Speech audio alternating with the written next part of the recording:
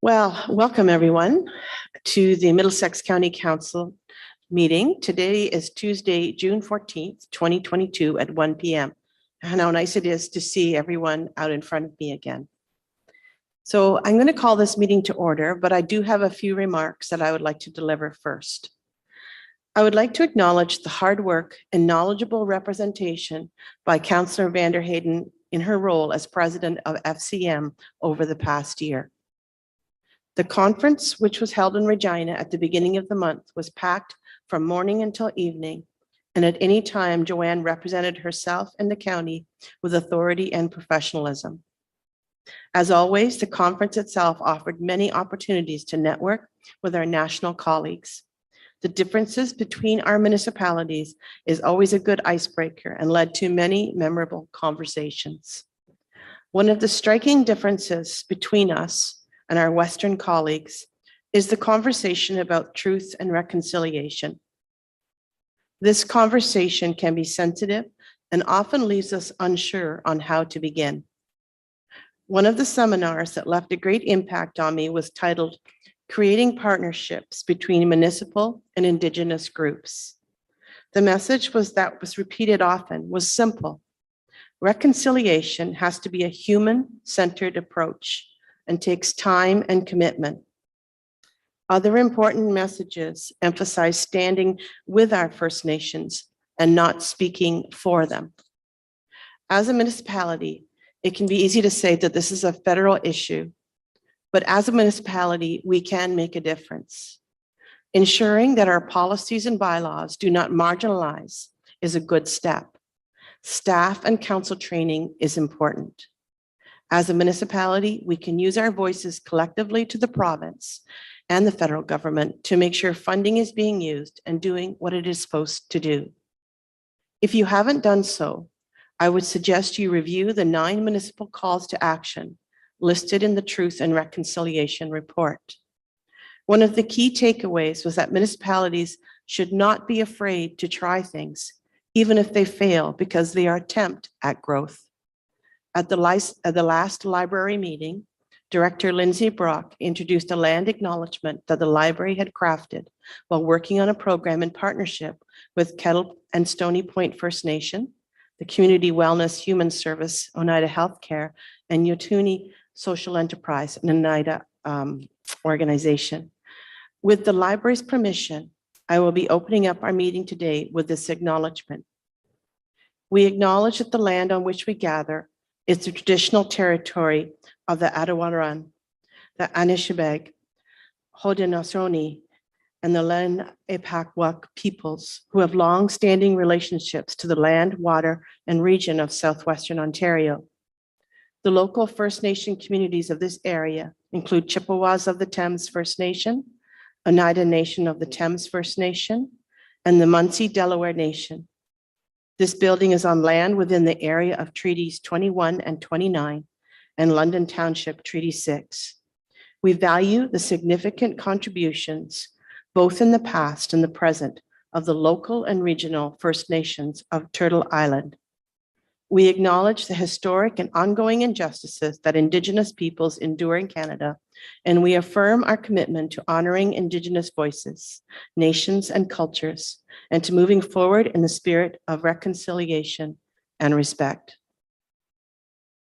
And now I'm going to ask for provision of disclosure for pecuniary interest and general nature thereof. Seeing or hearing none.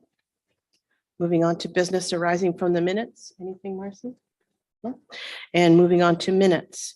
First, I would like to look for a mover for the minutes of the May 24th, 2022 meeting of County Council. So looking that they be approved as presented and that Council adopt the recommendations of the Committee of the Whole as set out in the minutes of the May 24th, 2022 meeting. So looking for a mover, Councillor Elliott, seconded by Councillor Mayhew. All in favor? Brad, you in favor up there?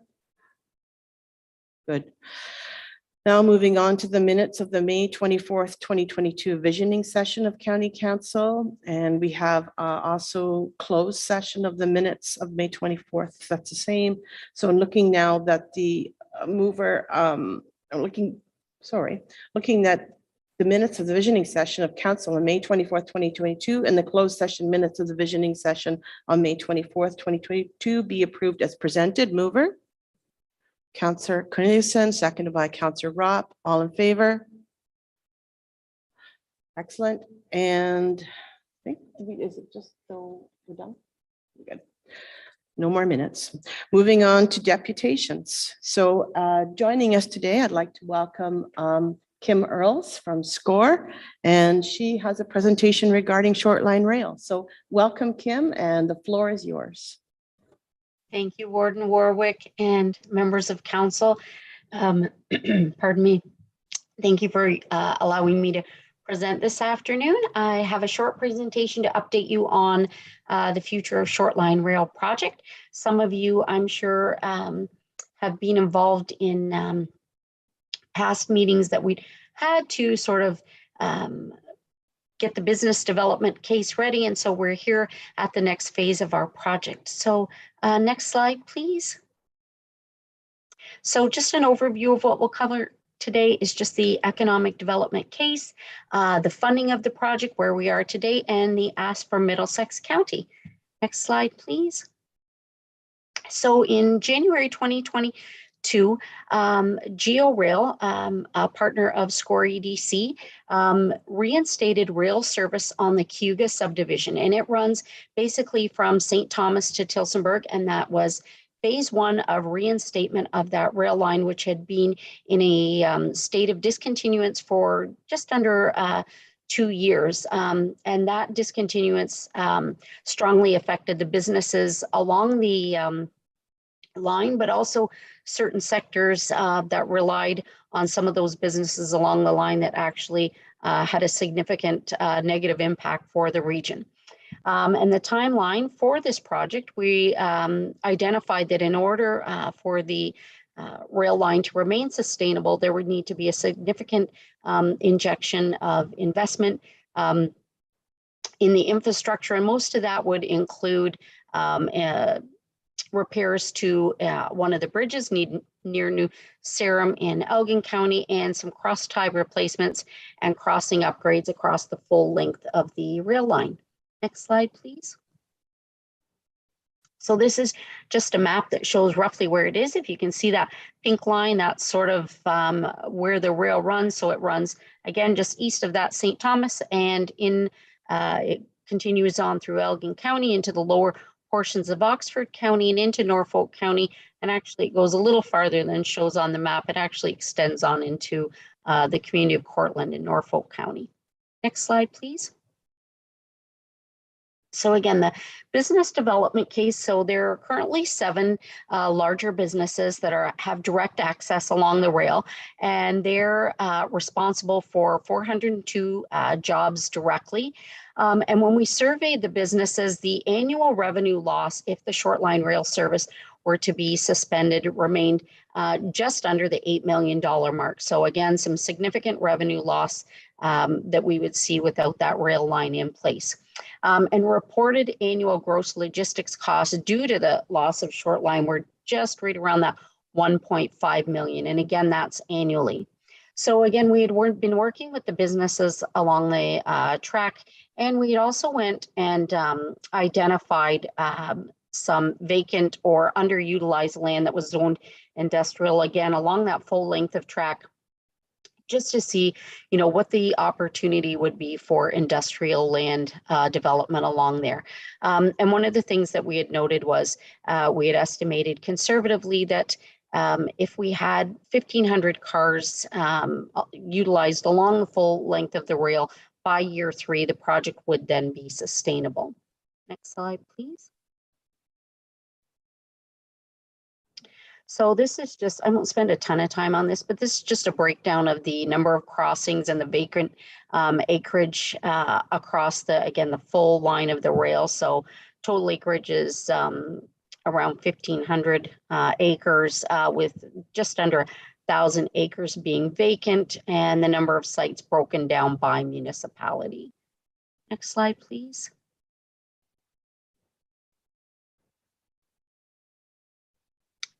Next slide, please. Sorry.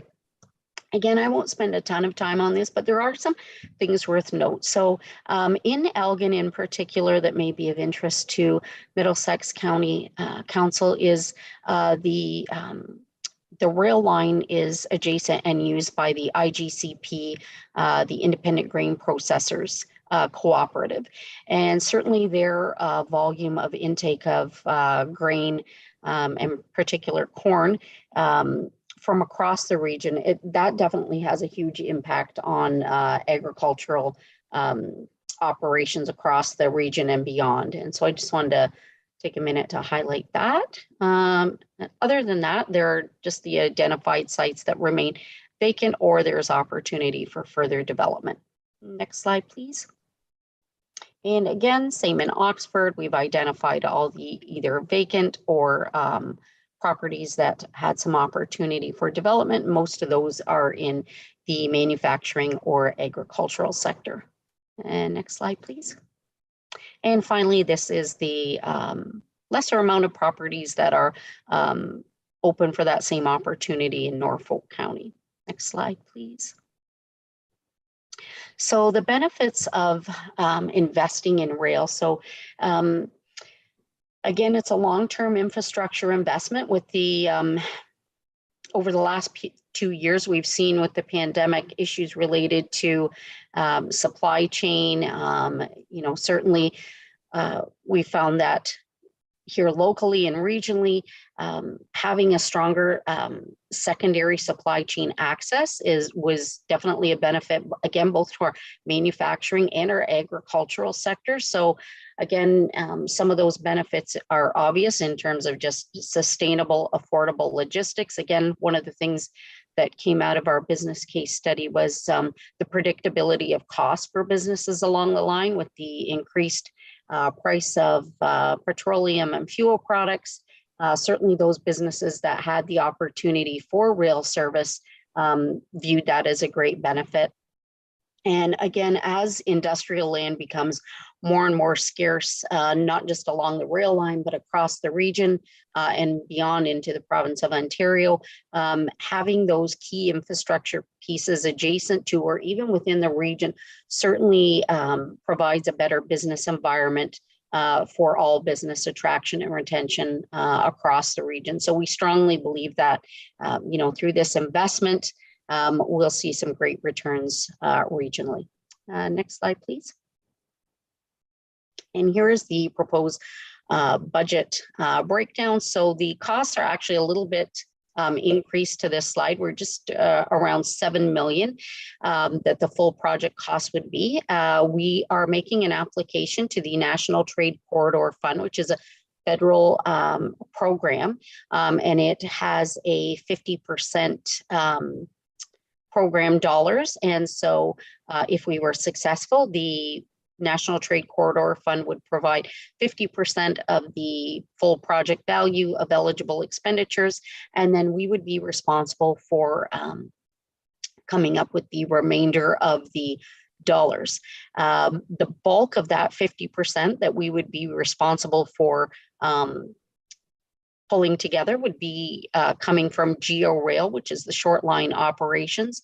And then we are also requesting and have received some commitments of support from municipalities and some of the businesses along the line as well that view it a good investment to invest in this project. So that's the kind of the budget breakdown.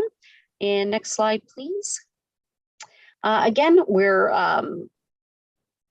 making an application to the National Trade Corridor Fund.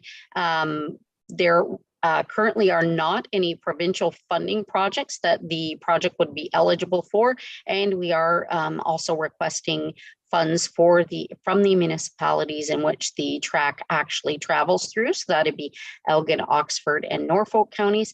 Additionally, the businesses that we've been working with that are directly on the line will also be asked to contribute some of that funds to make up that 50% of the National Trade Corridor Fund matching amount.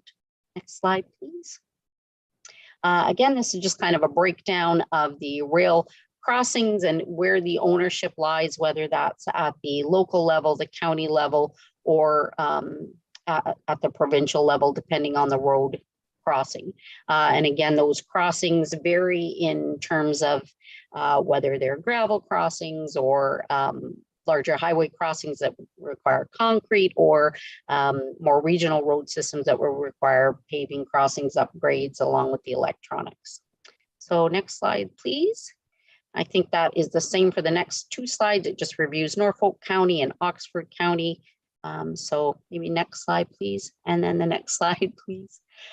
And so our acts from the municipalities, and in particular Middlesex County today, is a letter of support for the National Trade Corridor Fund. As mentioned, we are requesting a financial contribution from some of our other municipal partners, but from Middlesex County, we're requesting a letter of support acknowledging the benefits of the project to the region.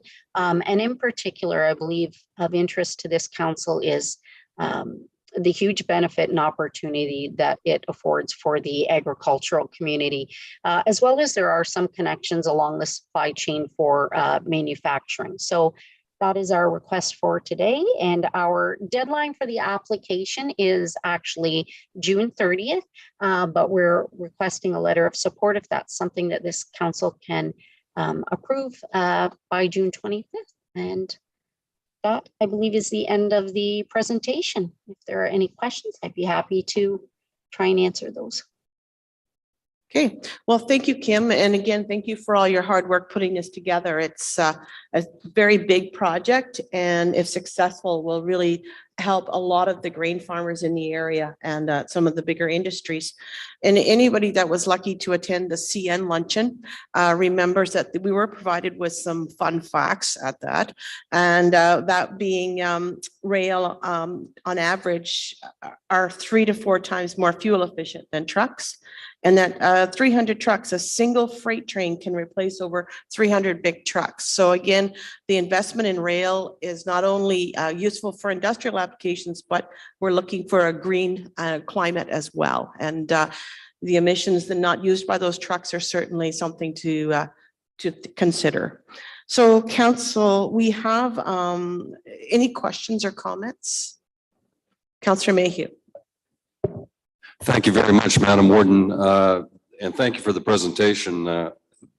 In my municipality, the rail is exceptionally important in terms of agriculture, and I have no problem endorsing, as a councillor of this horseshoe, I'm very pleased to endorse the importance of rail. However, there is one issue in my municipality, and I would be amiss if I did not mention it. We have 800 municipal drains in Southwest Middlesex, and many of those municipal drains cross under railway tracks. On my way to council this afternoon to sit at this table, I drove past a field just west of Appin that was tiled last fall. There's been water laying on that newly tiled field for a week because the outlet for that goes under a railway. And for some reason, the railways in Ontario and Canada feel that they are not part of the Drainage Act. And this is a critical component of complaint with farmers, that they tile their fields, and those drains that go under railway crossings, we're not getting the cooperation from the railways. This is costing millions of dollars in crop losses. Millions of dollars in crop losses. And in terms of the economic benefit of rails, I don't dispute that. But there is a darker side to rail crossings in terms of the Ontario Drainage Act and the railways' responsibility to abide by it, but feel that they are exempt for it. Thank you. Well, I would like to assure you, Councillor, that the darker side of CN is approaching some light. We did talk to them at the CN luncheon. That's something that they recognize. They have appointed someone to deal with the problems, and we are in communication with that person. So I think that you will see brighter days ahead when you're dealing with the drainage and railway crossings. So any other questions for Kim? If not, we have a motion here that says the presentation of short line rail in the South Central Ontario region be received for information. And are you making that motion, Counselor? I would be happy to make that motion, but could we add to that receive for information and that the warden develop a letter of support on behalf of County Council since the deadline is June 25th? Well, funnily enough, I do have something written up here that says a there you letter of go. support for the Cayuga Short Line Rail Revitalization Project and scores application for the National Trade Corridor Fund from Middlesex County Council be provided. Is that okay? Okay, so mover, seconder, Councillor Vanderheyden, all in favor? Passed. Thank you. Thank you, Kim. Thank you very much. Okay, now moving on to new business. 8A is 2022 approval for Middlesex supports programs. This is a report from Cindy Howard and Joe Windsor. So whenever you're ready, go ahead.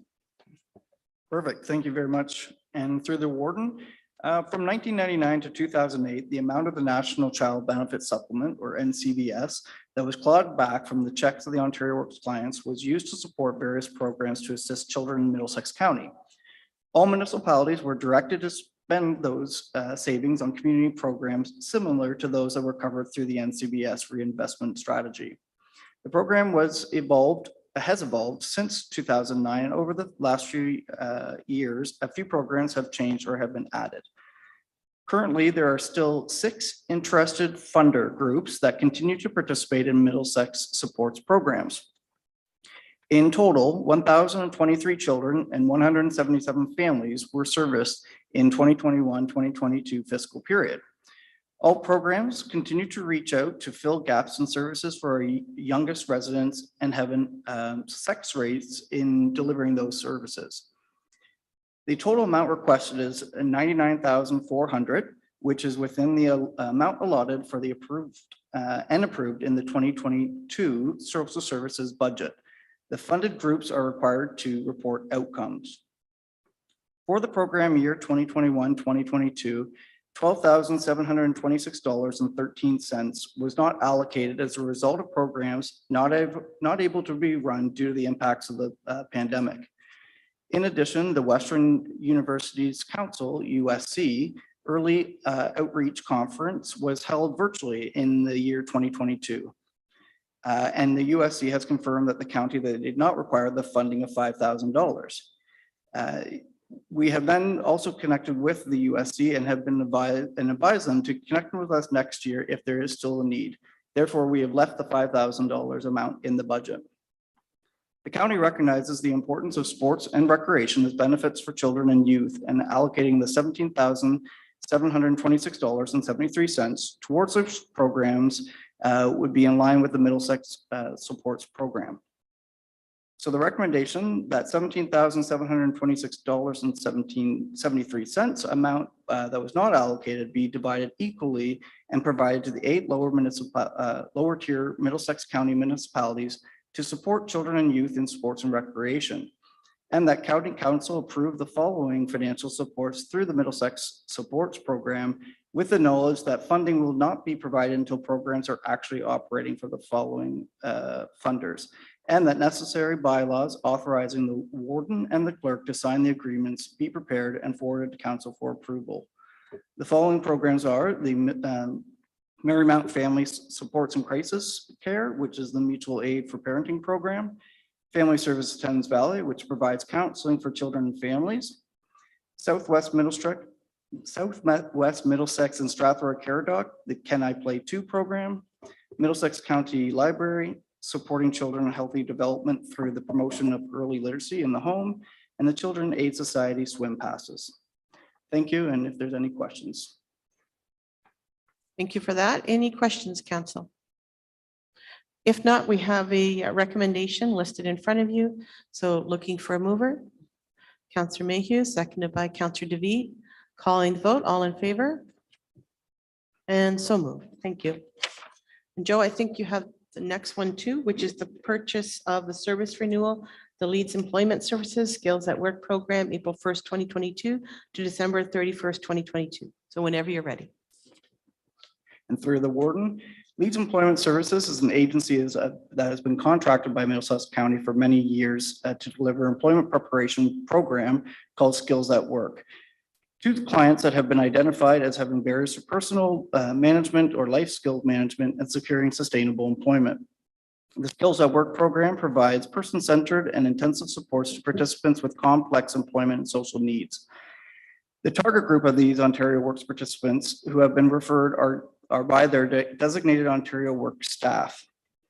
From January 2021 to December 31st, 2021, 23 Ontario Works clients participated in the Skills at Work program, and the employment outcomes during that same time frame include 5 participants who completed the Skills at Work program and were referred to other programs within the Leeds Employment Services, and 16 participants who secured employment with an average number of hours for participants completing the services was 27.1 hours.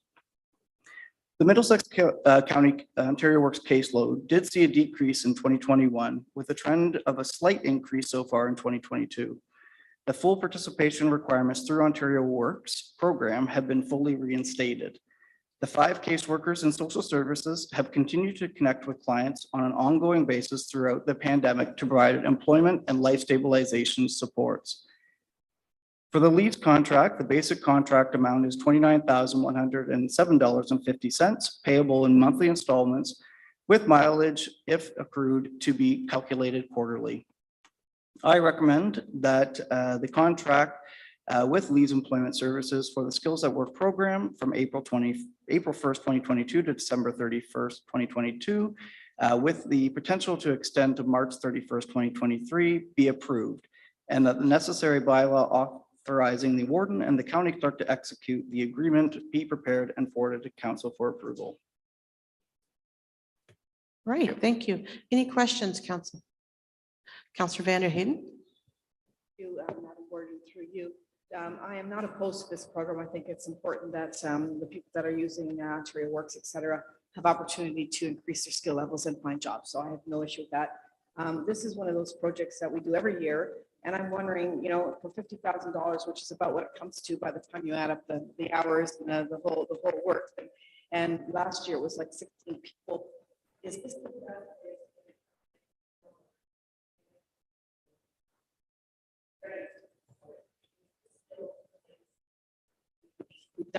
years? I'm wondering if there is a place we can do it. Thank you, and through the warden. As of right now, the employment services transformation that will be coming through to the Middlesex County and to the rest of the province, we will be reviewing all of our programs and contracts within the next year. And that's why we have only put the contract to December 31st, 2022 as of right now, with the potential extensions. We don't know what the employment services transformation will directly look like for Middlesex County, as well as what life stabilization supports will look like for our caseworkers. So for right now, we do believe that Leeds is providing a support to our folks in the county. Over the last 2 years, there was some struggles with participation. It was due to a lot of different factors, but one of them being that the Ontario Works participation requirements were withheld or stopped during the pandemic due to everything that was going on. So Leeds is very interested in increasing their participation with our clients. I have been meeting with them on a more regular basis to ensure that our clients are being referred over.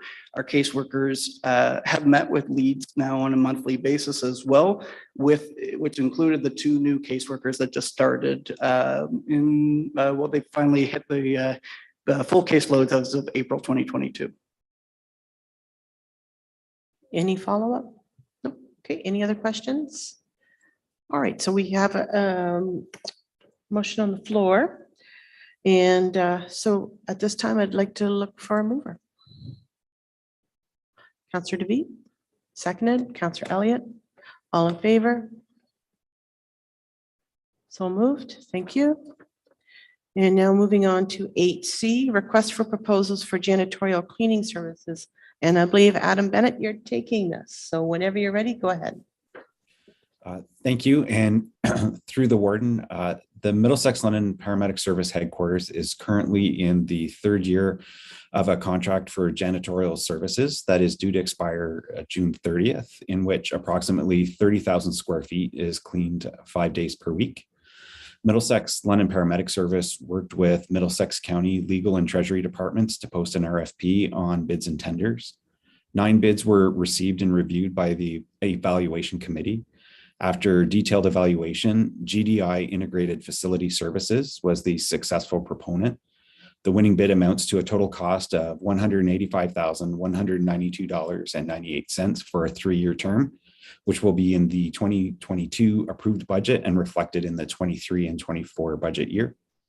The recommendation before council is to award the RFP to GDI Integrated Facility Service and authorize the Chief of Middlesex London Paramedic Service to negotiate and execute a contract between GDI Integrated Facility Services and MLPS at the cost outlined in their proposal. Thank you.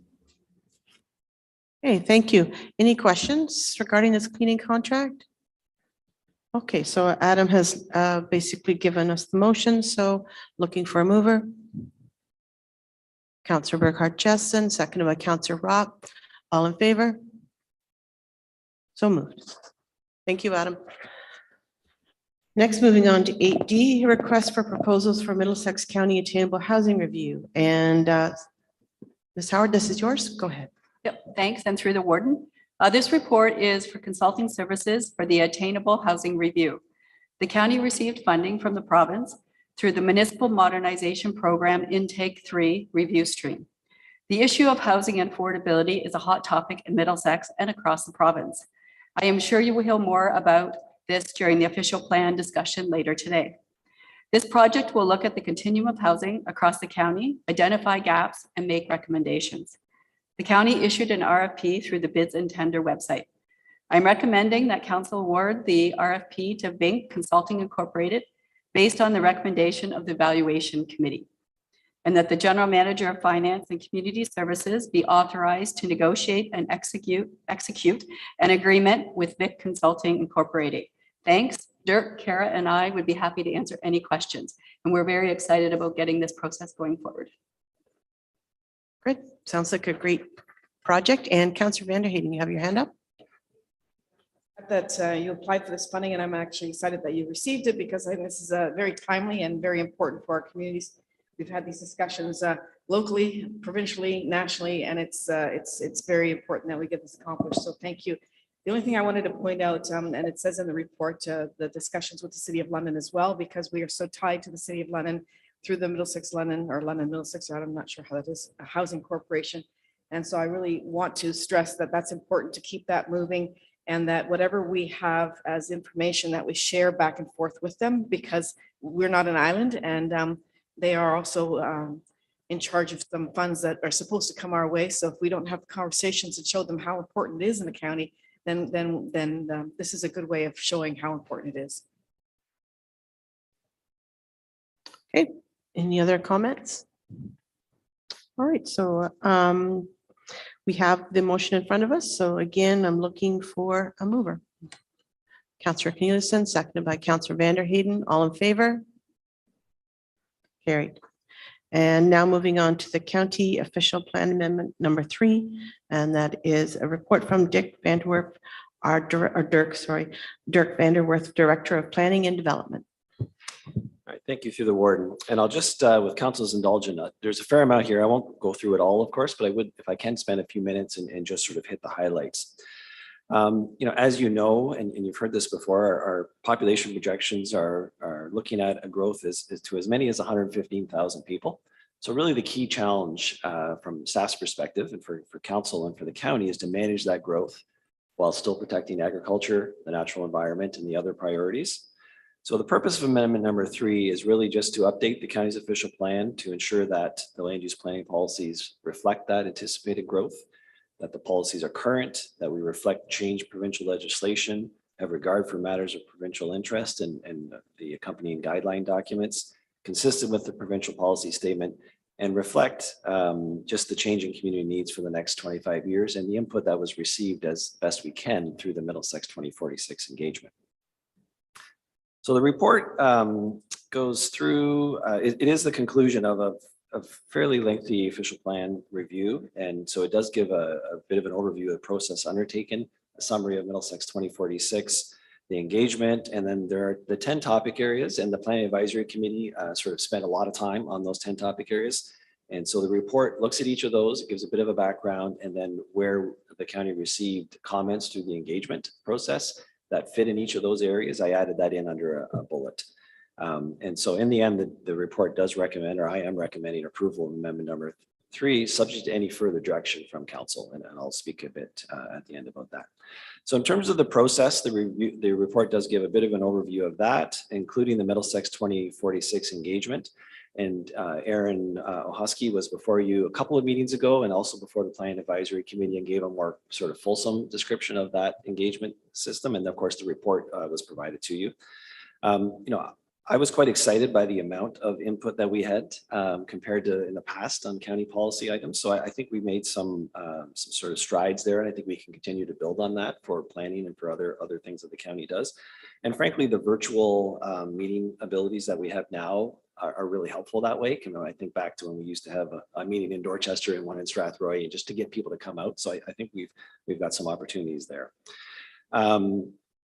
In terms of the review topics, I did mention that there was 10 of those, and I'll just very quickly go through those each. Provincial change. So, as you know, the county's official plan does act as a bridge between the provincial rules and local official plans. And so a review of compliance with provincial changes background report was completed and brought to council previously. I do need to say though, and the province has been engaged in this right from day one, right from that report, and they were circulated, the proposed OPAs as far back as October. And they've struggled with just the timelines and with some of the changes going on at the province, and then with the provincial election, staff are limited as to their opportunities to provide external comments on these sort of projects. So we have largely been mapping it, how wetlands are shown or not. And so as of writing the report, it wasn't resolved. They did email me on Friday. They're still not resolved, but we're sort of getting there. So I would say to council, the changes, if any, would be very small. It's really just some very specific wording that the Ministry of Northern Developments and Natural Resources, whatever they're called now, would want.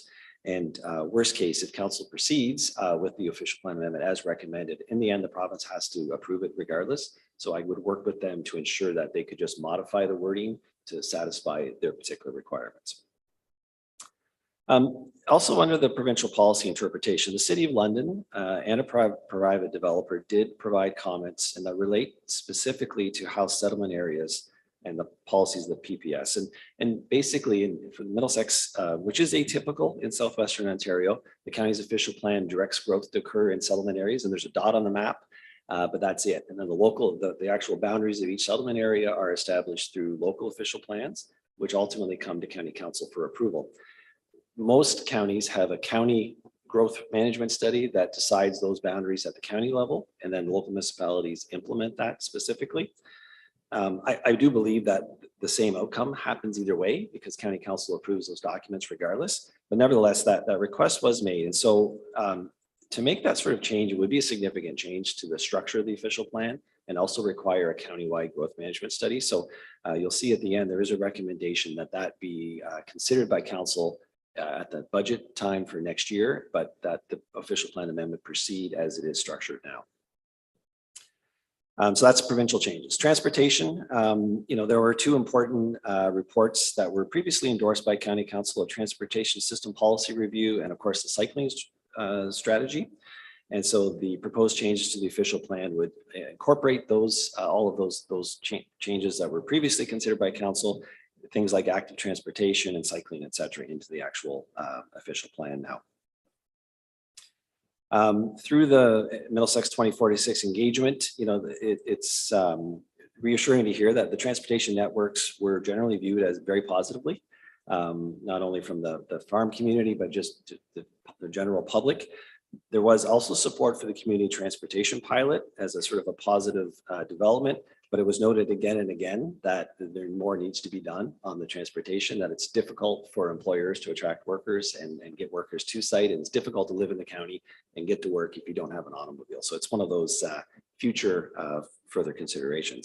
Also, the Middlesex Land Health Unit did provide some detailed comments, and those changes have been from a healthy community sort of lens. Those changes have been included in the proposed official plan amendment. The next topic is agriculture. And of course, this received considerable input through the public engagement. There was an ag sector workshop and also the Plan Advisory Committee. There are proposed changes in a number of areas. Farm labor accommodation. Temporary foreign workers are, play a significant role in our agricultural system. And as we all know, through COVID-19 and the outbreaks and the human health impacts of that on farms, a lot of operators are looking at having, instead of one large building, multiple smaller buildings with independent kitchen and amenity space, so they can sort of separate out groups of people and whatnot. And so with separate washrooms, et cetera. So the proposed policy would allow for those in a permanent capacity, subject to local municipal approvals. Minimum farm parcel size, as you know, the existing official plan limits the creation of new farm parcels, both the severed and the retained, to about 100 acres or 40 hectares.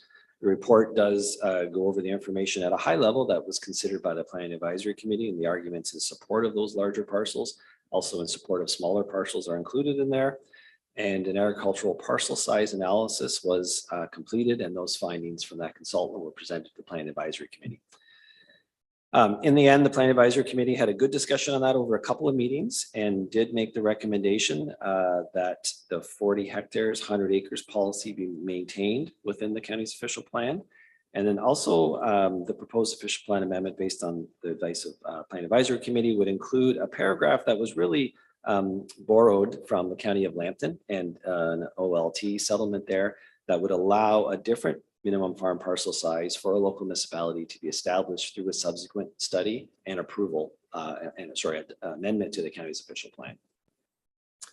Resident surplus to a farming operation was discussed, and there were some changes that just had to be made. The province has added additional wording that it must now be included to limit to the minimum size needed to accommodate the use and appropriate services. The dwelling must now be habitable. But the one area that was discussed quite a bit at the Planning Advisory Committee and received a lot of input through the public consultation was the 1999 cutoff date. As you know, that dwellings must be built prior to January 1st, 1999. The consultation occurred based on that it must be at least 20 years built 20 years prior or 20 years old. And then at the last Planning Advisory Committee, it was recommended that be reduced to the dwelling must be at least 10 years prior.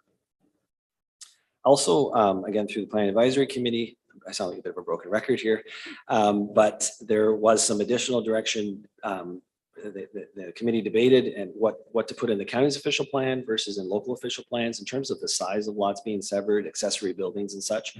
And so in the end, there's some language that would require local official plans to dive into that more deeply, but the county's official plan wouldn't get into that. There's some proposed language to deal with septic biosolids and septic storage. And really it acknowledges that those uses are part of an agricultural activity, but that the storage and or processing of non-agricultural source materials would be considered as a more of an industrial use as opposed to an agricultural use. There is proposed notwithstanding policy language, and council has dealt with this before, where previously separately conveyable properties merge as a result of being in the exact same name and ownership. The Planning Act was recently changed to deal with where a spouse dies, and that application has come before County Council previously a few years ago. So the Planning Act has been changed that through the death of a spouse, lands no longer merge. But it doesn't address just what sometimes is called inadvertent merger. So through the discussions at the Planning Advisory Committee, there is a policy proposed in Amendment number 3 that would allow local municipalities to consider consent to sever previously separate parcels that had merged. I do, Madam Warden, want to point out though that I did receive an email this morning from staff at the municipality of Strathroy-Caradoc. And they expressed concern with that particular policy. And I guess I would summarize their thoughts on that is it's unknown how many such properties exist out there, which is absolutely true. We have no way of knowing that. And just generally that a policy like that would allow for the fragmentation of agricultural land base and maybe potentially unintended implications or outcomes like MDS that would be triggered based on the creation of additional parcels. So that was a recent comments from Strathroy-Caradoc expressing concern to that policy. The last area in agriculture is just what I maybe not the best word, other uses and flexibility. And through the workshop and through the public engagement, we did hear a lot about sort of what I call a continuum of uses. There's home occupations where you're doing something just in your house versus on-farm diversified uses, ag tourism uses, ag-related uses, and farm businesses. And so, and this both fits under the ag policies, but also the work that the economic development and the economic development strat plan implementation, trying to sort of allow for those additional uses across the spectrum of scales, but while also still focusing them primarily on agriculture. So we heard that fairly strongly, that not just to allow a warehouse in an agricultural area, but things that are related to the underlying and supportive of the underlying farm businesses. On the sort of general consultation, we heard again and again the need to protect agricultural land for future generations of farming is a key theme across the workshop and through the public. Participants stressed that once paved, of course, farmland is lost to agriculture. And maybe a little surprising to me, at least, we heard several times that people, coming to the conclusion that one of the best ways to protect farmland is to ensure that urban development happens in a denser, more compact form and higher and differently than we have in the past, as opposed to expanding out. As I said, participants are open to flexibility in uses, but it was expressed that they ought to be somewhat related to farming operations still, as opposed to just any use. And there absolutely was not consensus on the minimum farm parcel size requirements. Population housing forecasts were completed over the 25-year planning horizon, and those have been before County Council before. Watson and Associates did that work and completed 3 growth scenarios. And I had mentioned already, under the high growth scenario, the population is forecast to increase to as many as 115,000 people. The report goes in a little more detail about some of the implications of that, but the one I would stress would be just, the elephant in the room, if you will, is baby boomers, 25% or so of our population. And as that group continues to age within our communities, it does have fairly significant implications on what kind of housing is needed, but also workforce participation, right? As people age, they work and they're less likely to be within the workforce. During the engagement process, as you know, the 2021, the preliminary census figures were released. And so we did do, and the report includes in there a comparison with the Watson 2021 projections with the actual 2021 census. The Watson numbers, at least at the high level, are still higher than the actual 2021 census, with the one exception, which is the township of Lucan-Badolph. As you know, it was 20.9%. That's a higher growth rate than Watson had projected. Strathroy-Caradoc at just over 14 was in line with the projection numbers. So overall, I do believe, notwithstanding the fact that that newer information became available, that the Watson numbers are still applicable. You did hear from a private developer at the public meeting that additional or updated projections should be undertaken. The difficulty is frankly a timing issue. The new census, the full census information won't be out till September. It'll take a couple months to get county level cohort data to actually do new projections. So we're probably into 2023 before new numbers could be created. So I did, so my recommendation would be not to sort of pause this for that, but rather as part of the 2023 budget, put that before council, and if they wish to undertake that analysis again. And then the report does go through a little bit of the limitations. It's important. I think sometimes we can get almost hung up on projections, and they are based on a bunch of assumptions. They're based on our best estimates, but it's difficult to look out 25 years on a population. No one would have expected 5 years ago what COVID, and we still don't know what the implications of that. So they are just that, projections. Next topic area was drinking source water protection. And this is one of those areas that's heavily prescribed by the province, but the proposed policies are included within OPA 3. And that was work that was undertaken working with the local municipalities that have drinking source water protection, like to have drinking wells, and then also the conservation authorities. Under the natural heritage category, the existing official plan contains a strong natural heritage protection policy. It really is focused on the protection of woodlots and wetlands. And then the province has shifted to a system approach, which is really looking at, so it's not just what the implication of a development is on a particular woodlot, but what's the connections between various features. So we did undertake the Middlesex Natural Heritage System Study, working with the conservation authorities and others. And just losing my PDF here.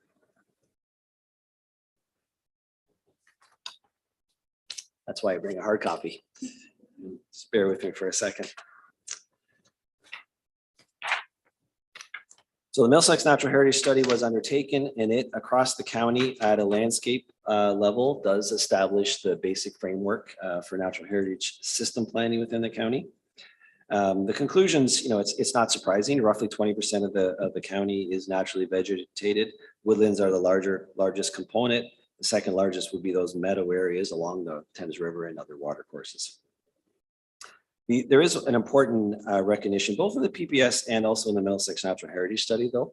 It's that natural heritage system planning ought not to impact agriculture. There are linkages between, across farm fields, of course, for animals, et cetera.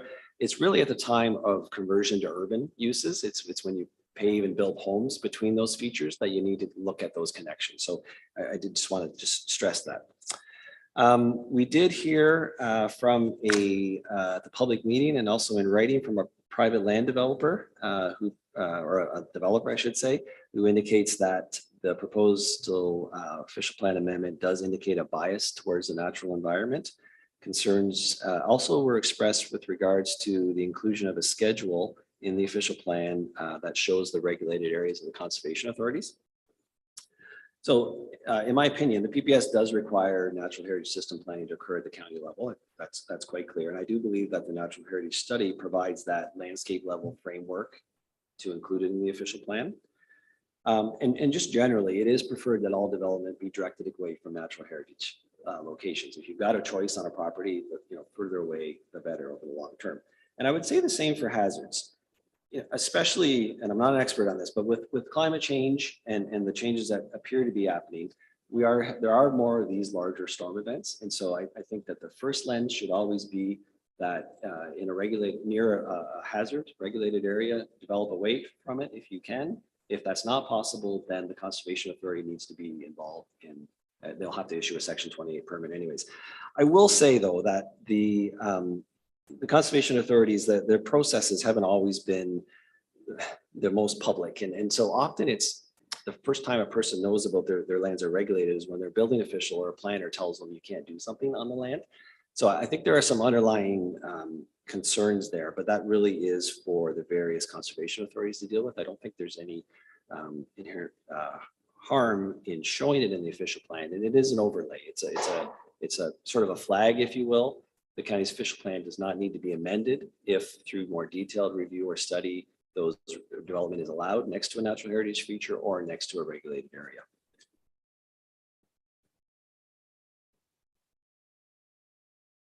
Under the category of economy and strategic direction, council approved two significant documents, your strategic plan and also the economic development strategy update. And so an exercise was undertaken with Kara and her team and the same steering committee that created the economic development strategy, reviewed the planning policies and trying to ensure that the official plan reflects council's strategic plan and also the economic development strategic plan.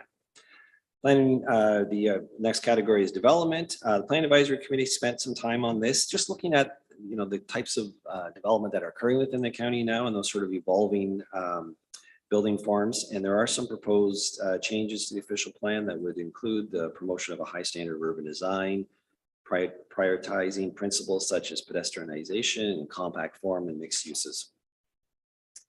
And through the engagement, again, I was quite interested in this. The question was asked to people's overall perceptions related to growth in Middlesex County, and 61% indicated that they approve or strongly approve, and only 15% indicated that they disapprove or strongly disapprove. So it does give me some hope. There were some comments that were received that you get it on both sides. Comments for people see opportunities with growth, new markets for local businesses, new entrepreneurs, new infrastructure, schools can remain open. However, those views aren't universal. There are some people that express comments resistant to change of traditional character of your villages. And also sometimes if development is proposed very close to them. When asked, respondents were asked about how Middlesex County can accommodate growth over the next 25 years. And this relates to the agricultural issues that I mentioned earlier. You know, it came from the public about increased densities in settlement areas, building up instead of out, and rejecting cookie cutter development proposals. Housing, you know, I won't go into much detail here. It came up in every single workshop, every online thing. Housing is a major issue.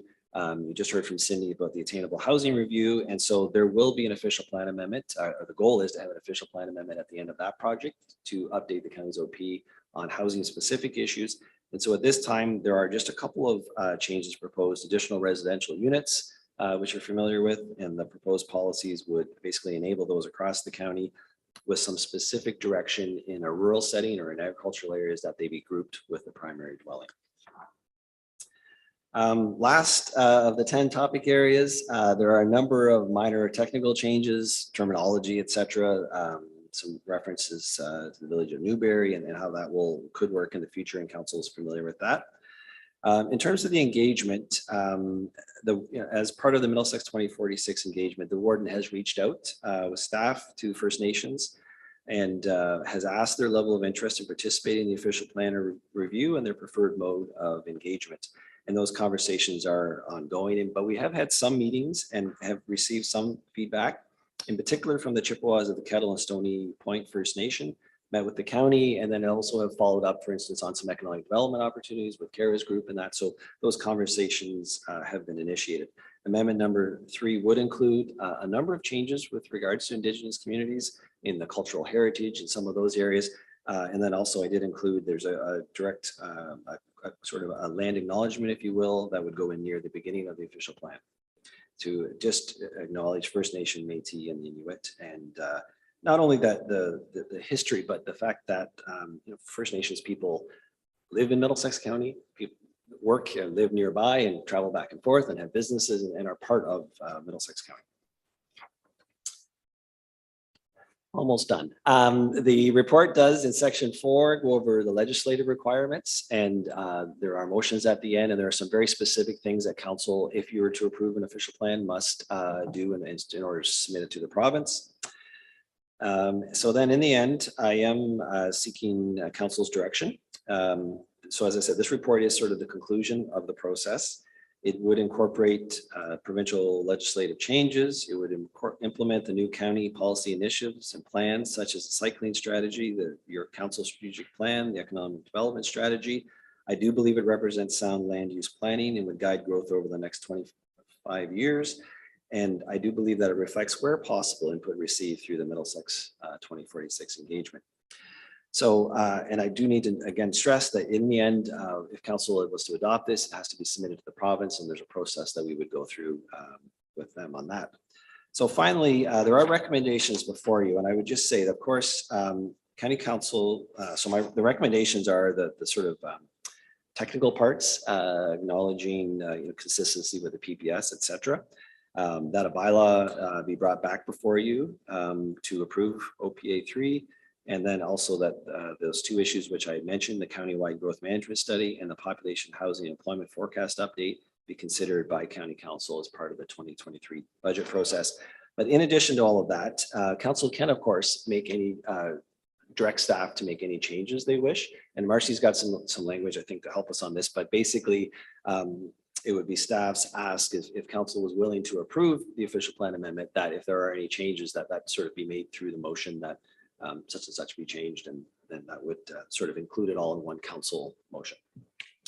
So with that, I'd be happy to answer any questions. Okay, and thank you very much. That was a vast report and a lot of work that you've done, Dirk. It's immense, the amount of work involved in changing an official plan. I know that you received many comments and were very diligent and followed up on those comments and questions. So I think, you know, it goes a lot towards the communication when you're willing to follow through and engage with the people that are making those inquiries. So good job, I think, by that. And the process I thought was very thorough, and you're right. The Zoom platform really helped people engaged. So we did see a lot of engagement. So again, another new step forward for the county. Any comments or questions? I've got hands going up all over the place. All right, so I'm going to say Councillor Elliott, go ahead. Thank you, and through your worship, and first off, thanks to Dirk and all of Middlesex County staff and Erin and her team for the work they've put into this. One consideration I would like council to discuss is the agricultural minimum farm size, where it stayed 40 hectares, sorry, in our official plan. Although I do appreciate the wording taken from Lampton counties, because I think that is a progressive step forward. However, I would like to see us go down to the 30 hectare parcel size. Oxford County has adopted the 30 hectares, as well as Lampton County. Chatham-Kent has gone even further and put their minimum size down to 20 hectares. I think as we look into the future, especially as we go to 2046 and look at the innovative ways that agriculture is changing, the way the footprint is changing in agriculture, we're seeing it in Thames Center specifically with mushroom farms, as well as we've seen a previous trout farm that's now turned into growing microgreens on a smaller footprint, that those footprints needed to grow food locally as well as provincially and on a national front is shrinking in size. And so I would like us to consider that 30 hectare minimum size as we look at the ways that agriculture is innovating. Every day, things are changing, as well as keep that wording that allows that a different minimum farm parcel from that 30 hectares for local municipalities could be considered as well. Okay. No, I did see other hands. So I'm going to go on this side, then I'm going to go over to this side. So we'll go Councillor Burkhart-Jessen, Councillor Mayhew, and then Councillor Vanderheyden. Okay, thank you. And through the warden, I just want to thank Councillor Elliott for those comments, because they were in my notes as well. So thank you for bringing that to the table. I just had two maybe clarifications, no more recommendations. But Dirk, I guess you brought up the Watson numbers and how they were different from the census. And we're not going to see the census report fully until the fall. In the event that there is some vast new information that comes to the census, how would that affect, would that perhaps trigger something to bring it back, or how would you deal with that? And I guess that's kind of a broad question, but and then I just wondered with Newberry and the placeholder policy, I think I understand. But number two, what is our responsibility when it comes to Newberry, their official plan, pushing them on doing whatever updates they have to do? And what does that mean for the county? Through the warden, maybe I'll start with Newberry.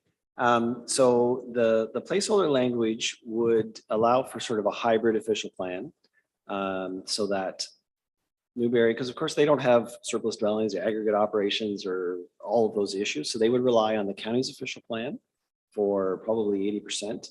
And then there'd be a chapter that deals with Newberry specific kind of village issues, obviously the hospital and that sort of area, the main street and some of those things. So the part that we haven't tackled yet is, and I've got examples from other areas, is just how that will work with county council, because it will in the end be a county's official plan, and there's that chapter. Other municipalities have worked out arrangements where when Newberry Council, they make a recommendation, they have the public meeting, and maybe a county councillor or two would go to Newberry to hear the public meeting. Now, I guess maybe, no, they don't broadcast, so maybe that's not as easy. But so we have to work out some of those logistics. But it certainly has been done elsewhere in Ontario, and I've confirmed with the ministry that it is an appropriate solution to sort of I think a bit of a unique situation. Their official plan is 1976, I think, and so it doesn't reflect many of the policies that are in place now. So In terms of the question on the population projections, it's, it used to be doing projections every 10 years was probably good enough.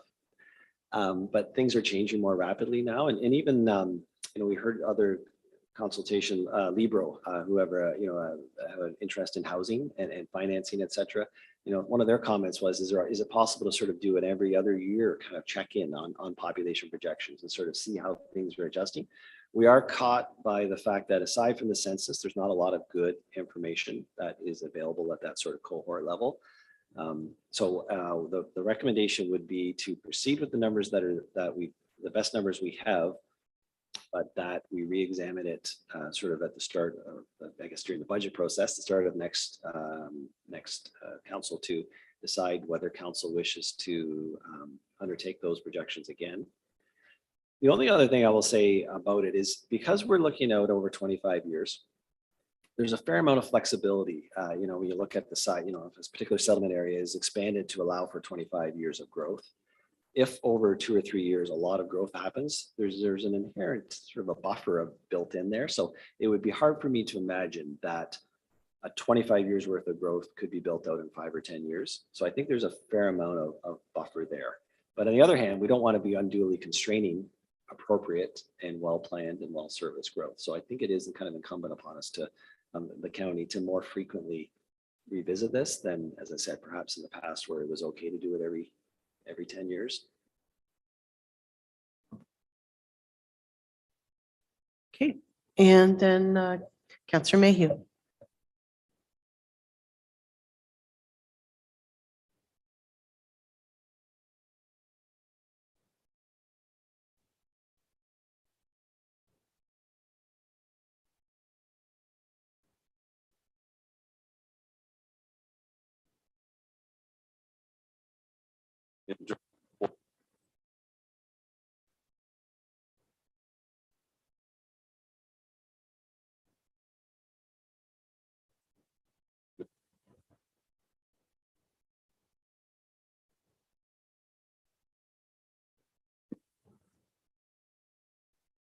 Food lands as to not to impede upon agriculture would certainly be a positive approach. I think we're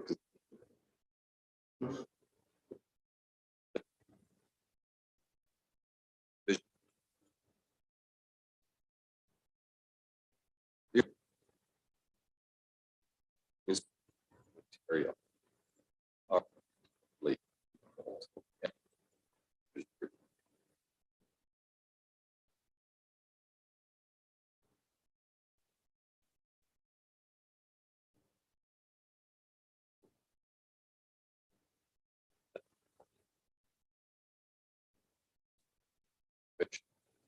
Farm.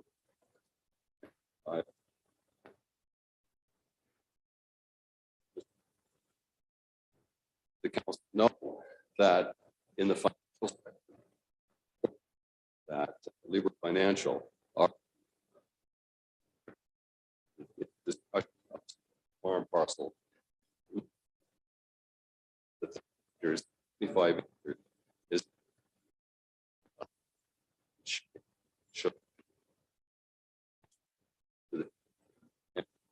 or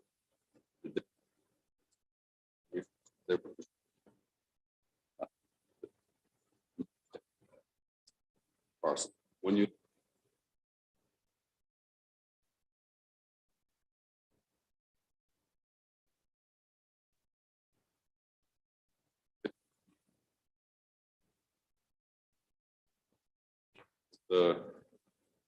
that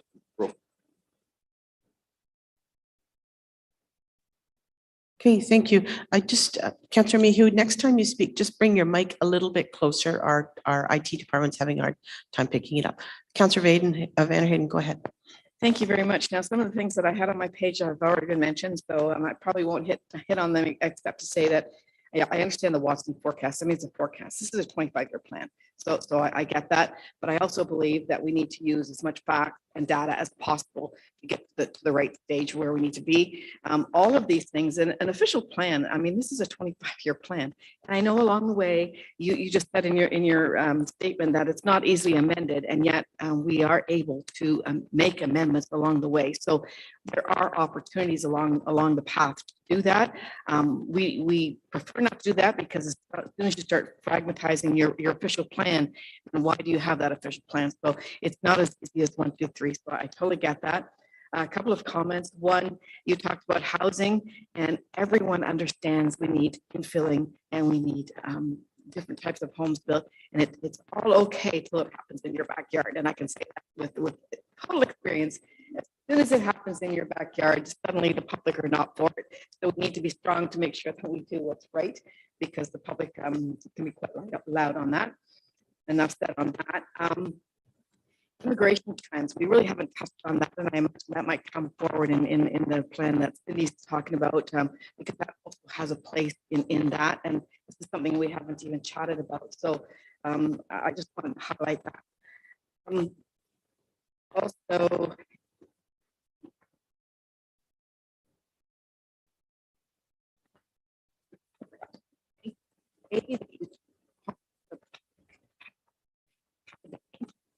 we received. Remember all of them. So that's a lot easier to read. Cemetery policy and the need for strong communication between both upper and lower tiers. Settlement area policy can't just be well, we think this is going to happen, this might happen, that may happen. We need to start targeting where that's going to happen, because roads and everything else ties right into that. It's so does economic development, where businesses are going, where industries going. We need to have a more full plan on there where the actual growth should be focused. And I think that's probably what that letter and the comments from the was it London? I'm not sure who said that about the growth. So I really want to when we go to the motion, I would like to change one word in the motion, and that word would be that the county, that the very last one, that the issues of a county-wide growth management study and a population housing and employment forecast update be considered by county council as part of the 2023 budget process. I understand that we're asking the next council to consider doing this, but I wanted to say it needs to be included, because if it's not included now, and it's not included then, we are now moving this for another 25 years without having the conversation. We know how important that conversation is. We can't hold council to that, but at least we can steer council to say, this was so important after all the discussions we had on our OP. Otherwise, we need to stop the process and backtrack and figure out how to put the word verbiage in there. And I know you don't want to do that. So how do we make it stronger? And so that is my only suggested change to that, is at least put in there included, not considered. And the rationale behind that is, again, the timeline and the fact that it's not easily amended. And if we want to make sure that this gets done within the next month or so, then we have to have something in there so we know how important that was to us. So that is my recommendation in the motion. And when the motion comes forward, I will make that recommendation. Again, there's so many things in here that I think are solid, and I think was done with a lot of thought and process. The inadvertent merger piece, again, it's done without facts and data. It's perception and thoughts, and we've had a couple come up over the years. So how do we deal with that? How do we deal with that, to Dirk? Because if we don't do it now, we're just letting it go, and we don't know what all the ramifications are of that. And then we're going to have to do those amendments again down the road, because we're going to have two different ways of looking at it. So I know that was a lot of information I just shared, but those are all my little tick marks in my notebook. So. Councillor Rob? Thank you, Warden. I would support that change, actually, that Councillor Van Hayden just made. I think that's a good change in there. I would make a comment on the smaller acreages, that I would agree with that, as long as we're not making it so small that we are establishing estate lots, taking away from agriculture. I would agree with the smaller. The one other comment I wanted to make is just on the migrant housing. And I think that's a very important piece. And I'm seeing that in our area and a lot of other areas that we're starting to see improved housing for the migrant workers, which has been very bad in the past. So just to comment to that, I think that's a great piece to add in there as well. Okay, Councillor DeVitt and then Councillor Vanderheden. Thank you, Warden. Through you to Dirk, thank you very much for that report. I would echo the comments that others have made. I thought this was a very integrated approach that considered variables, scenarios, all the aspects, and produced a very balanced kind of a report. I have a question with respect to the smaller parcels piece. Number one, Sarnia Lambton did a study on the inventory of properties they had, if I'm not mistaken, the one that Councillor Elliott referred to, and they found there would be no impact on their research. Their research showed that there would be no impact on the number of areas that could potentially result in smaller plots of land. Do I have the right example? Is that the right one? I don't recall for sure. That was why I was. Through the warden, Lambton County did, as part of an OLT settlement or a disagreement with the province, undertake an ag parcel size analysis or study. We did hire the same consultant to take a look at Middlesex County's numbers. He did come up with a higher number for Middlesex than Lambton. So his recommendation was 38 hectares, which is essentially 40 hectares. So not a lot of change. And again, the Planning Advisory Committee had a good input from him, and he's very complimentary of. It's a pretty diverse ag sector within Middlesex County, especially compared to some other counties where you go further north, it's not like that. So he was very complimentary of the breadth of agriculture occurring. He did point out quite appropriately that it doesn't matter what size farms are, people farm them, right? People find a way to farm it. And then the only sort of caution from him is just the building homes, residents over, if you're just creating a state, I forget the word he used, but those very large residential lots, especially in proximity to London, there's more pressure for, there's the ability for people to come out of London with enough money to outbid a farmer for a building lot. And some of that land then can be lost. So that was sort of his conclusions, but it was Lambton County, yes, that did that study. And that wording that would allow for a more detailed study was right from that settlement, and that's in their official plan today. Okay, thank you for that clarification. Yeah, because since we've had the discussion, I've been sort of keeping my eye open for what's for sale in our area. And the number of lots that are between sort of 18 and 27 and all kinds of odd numbers, there are plenty of them. The inventory of small lots, though, is in as much demand, if not greater demand, than the big lots. And so how do we make sure that those people who are saying they're buying 27 acres for agricultural, once you purchase the land, it's your land to do as you choose. This idea that everyone who's buying a small lot would like to start an agricultural business is one way of looking at it. And I don't know that as the county, we have any right to tell people what they could put on their land. So that's the part I struggle with. I'm not sure. I understand that there are small farmer business.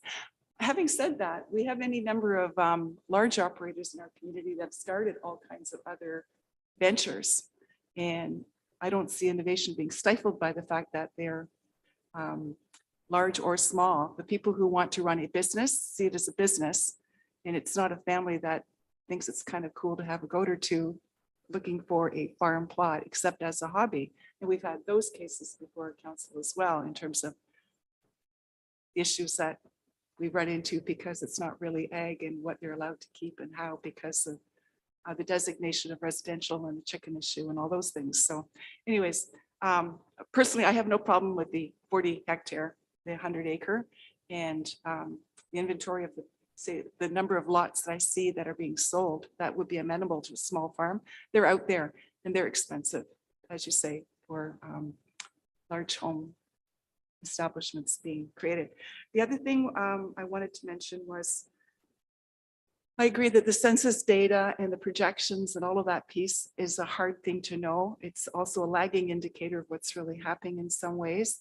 I think we do the best we can. And I think you'd probably come forward and say, we need to take a look at that at some point as staff and say, let's check in. That would suit me fine too. I'm thinking there are economic and all kinds of factors that drive all kinds of population movements and migrations, wars that cause people to immigrate. It's really hard to look out that kind of a distance and figure out exactly what it should look like at a particular point in time, because it could change on a dime again quickly because of all of those multitude of factors that affect migration and jobs and economics and all of the other things. So enough said about that. I think everyone's covered that really well. I don't think I have anything totally, I appreciate the report. I really liked it. I appreciate the effort. And I think the reaching out to residents and getting people engaged worked better than I've ever seen it work before. So it was worthwhile to listen to the comments and hear what the people of the county had to say. So I'll stop there. And thank you, Warden. Take the floor. All right, thank you. Councillor Van der Heiden and Councillor Elliott, and then Councillor Smith. Thank you. Just a couple more questions. One, we still have a number of properties in our community where people have property in the country that they want to sever a piece off of for another home.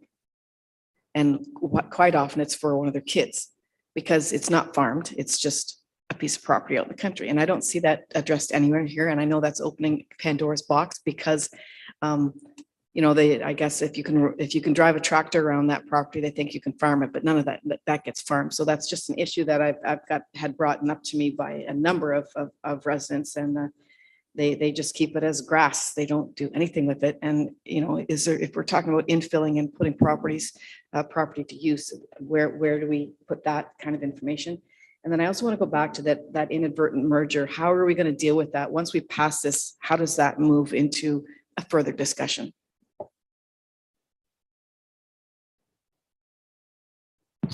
Through the warden, I'll start with the second one if I can. So the inadvertent merger, so it's proposed to be in the official plan amendment 3, and so council could pass it with it in, or it could take it out. If it was approved, or if it was adopted by council, if it was approved by the province, then you could put in more specific direction in the local official plan if you felt it was inappropriate, or you wanted to put like sort of rules around it. If it is included in the official plan amendment that's adopted by council, and if it was approved by the province, then it's a very general policy that says local municipalities may consider. I believe the word may is in there.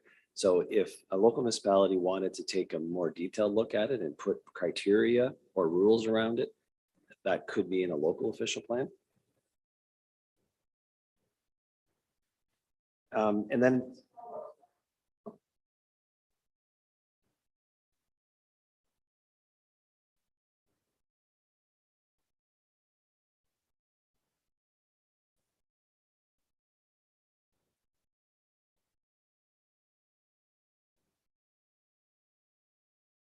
my mic was off.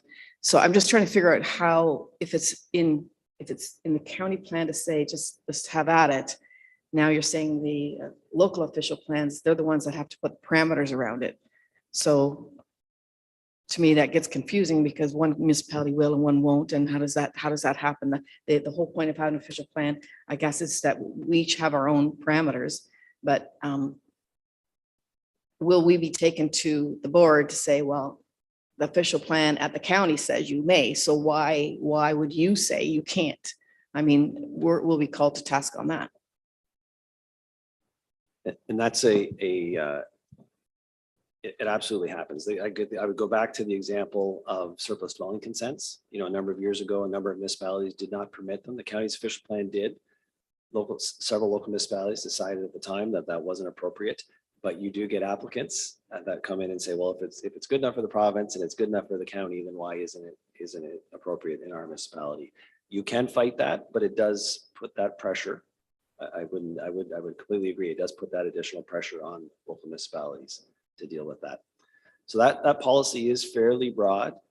It was discussed by the Planning Advisory Committee, and it was really an acknowledgement. There's been two circumstances of that where staff have appealed a decision of a local municipality to approve such applications. And then staff appealed those. And of course, we bring them before county council. In both those cases, county council decided not to pursue those appeals. And so I think that's why I did put it before the planning advisory committee to decide if, as opposed to sort of an ad hoc basis, if there should be a policy that allows it or not.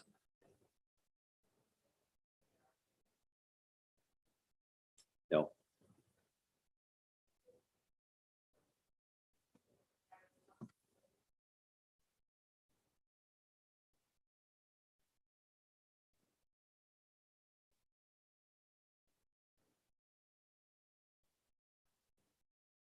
Goodness, I don't like that thought process where we just like write it out. I rather have the facts. I think that is respectfully a decision for council to make. It is really hard to know how many are out there because it is even, this is why it's difficult for ratepayers to understand sometimes, or citizens to understand, I should say, is they have 2 assessed parcels. They get 2 tax bills. So in our mapping system, we actually think they're 2 properties. Building officials have had that issue where built permits are issued and then in hindsight, it may not completely comply with zoning because it's actually merged. So it would be a very difficult, I don't know how we would establish how many of those exist. I would have to agree with you. There's a lot of people that have historically known this land is this or this is that, but they have no way of really knowing where it happened and what had happened. So to be able to find that in a hurry would be quite a job, I think, to see where that was out there. Councillor Elliott, go ahead. Yes, through your worship. Sorry, just to go back to the farm parcels and the comments that have been made. I absolutely support not creating estate lots and this in, and I think the 30-hectare parcels still prevents that. That's still a 75-acre lot. We're not creating estate lots of 75 acres. So I think it still promotes the agricultural piece, as well as that wording from Lamson County would be that if anyone wanted to go smaller than the 30 hectares, the local municipality, it says the local municipality with the guidance and assistance of the province has to demonstrate that the different farm parcel size is appropriate for the type of agricultural uses common in the local area, yet is sufficiently large enough to maintain flexibility for future changes to the type and size of agricultural operations. So I still believe even going down to 30 hectares as the minimum farm parcel, as well as with this piece, still does prevent that estate lots being created, as well as in our local municipalities keeping, like I know when we do surplus farm dwelling severances, the leftover land is essentially sterilized from residential growth, right? And so we're not providing any opportunity for someone to piecemeal off homes on acreage. So, thank you, Councillor Smith, and then Councillor Gleason after Councillor Smith. Go ahead. Okay, thank you through the warden. Just a couple comments, if I could. First off, I just want to say thank you to Dirk and your team. You did an excellent job. I'm very impressed with how the whole entire process worked, how we engage with the public. I think it, not to be answered right now, but I think it'd be interesting to kind of know what the engagement was the previous time we went through the official plan review to see how that looked compared to this. I know obviously there was a lot more engagement through Zoom, but I just was curious as to how much more, and if that's something we'll continue to do. Being in Adelaide Metcalfe, I know a lot of people were looking at section 3.3.9, which is the manure and biosolids. And reading through it, I'm very happy to see that there is talks of biosolids and how that will be working going forward, and specifically the site plan control. I myself is very happy with what that looks like, and that will be each lower tier municipality can also put more teeth into that if they want to, if that's a okay verbiage to say. To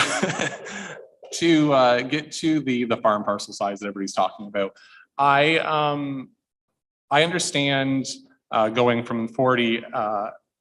I'll go in acres because I get confused when I talk about hectares, and I know I shouldn't. Going from 100 acres down to 75, I am supportive of that, but I would be in more support of actually going down to 50 acres. And the reason for that is because right now farm parcels, they're either 50 acres, 100 acres, 200 acres, whatever it is.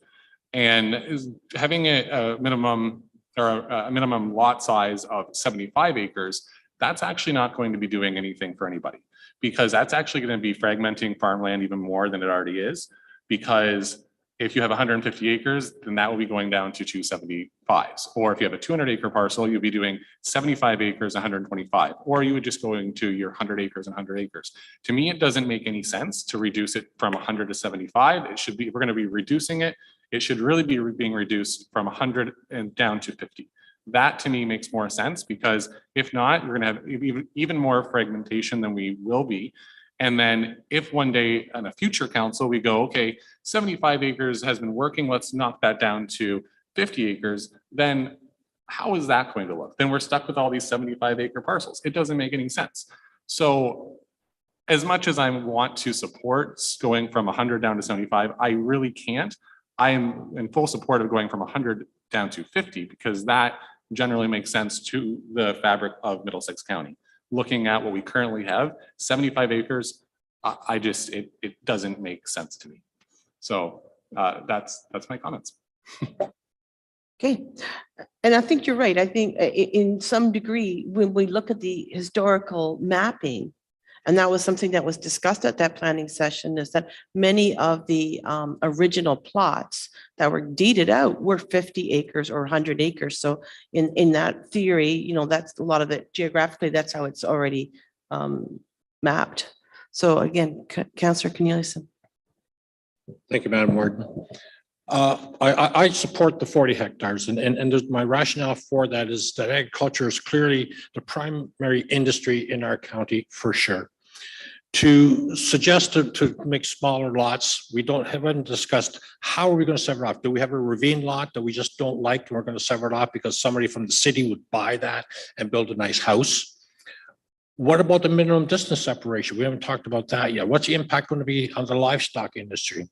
We all get, I don't know if the rest of you, but I know I get calls from farmers all the time about someone concerned about their animal nutrients being spread, the hours that they work, and that their farmers are running equipment late at night and just keeping them up, and their dogs are barking.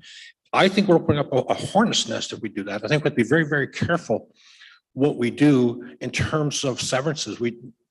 I prefer the 40 hectares. So I think that's what the agriculture industry wants. And before we make any decisions, maybe we need to consult with the agriculture industry and see where they're at. After all, it is their industry. And that's it. Thank you. Thank you.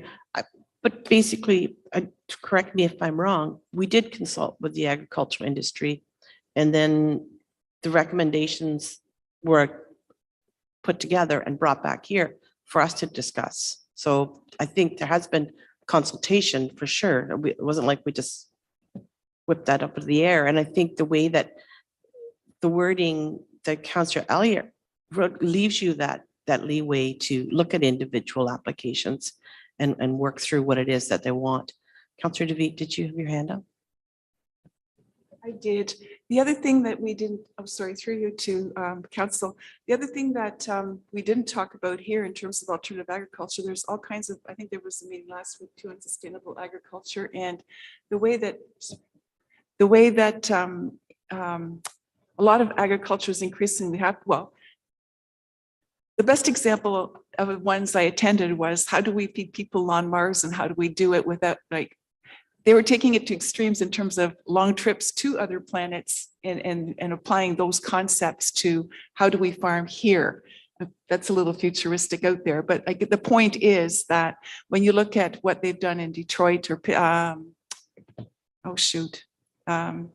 near Washington, DC, that some of the old industrial areas that were not being used for any kind of commercial enterprise have been repurposed for agricultural uses.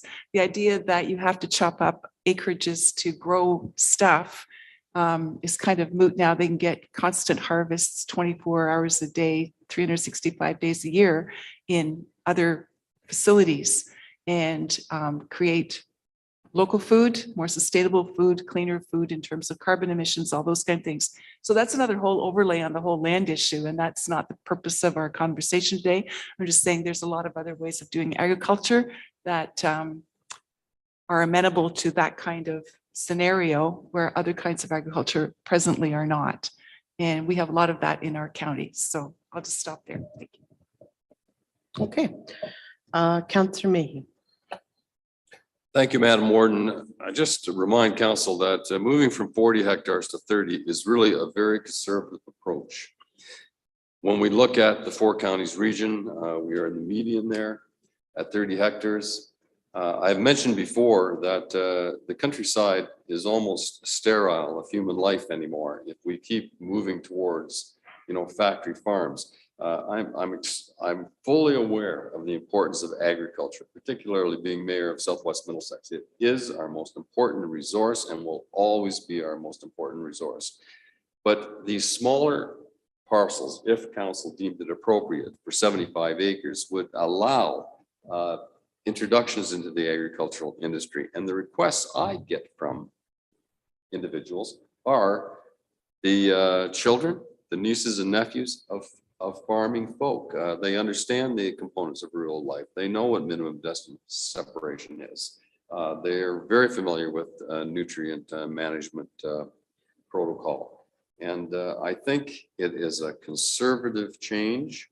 It shows a little vitality and vision by examining that. And I emulate Councillor Elliott's comments on 30 hectares, 75 acres would be extremely appropriate for Middlesex County. Right. So actually, for such a big document, this is discussion has been quite little, really. I think we're all sort of focusing on what I can see from everybody or hear from everybody is that it is that farm parcel size that occupies most of the conversation. I think Dirk's answered most of the questions properly about the census. And Newbury, I think we've decided on that, unless there's something else we need to know. But I guess looking at what this report says, it says, finally, County Council may wish to direct staff to include any other revisions to Amendment number 3 to be considered for adoption. So I think we're at that point now. I think we're at the point where we have to decide what hill we're going to be on here. So do I have a motion from council regarding the change in size of the parcels? Councillor Van der Hayden.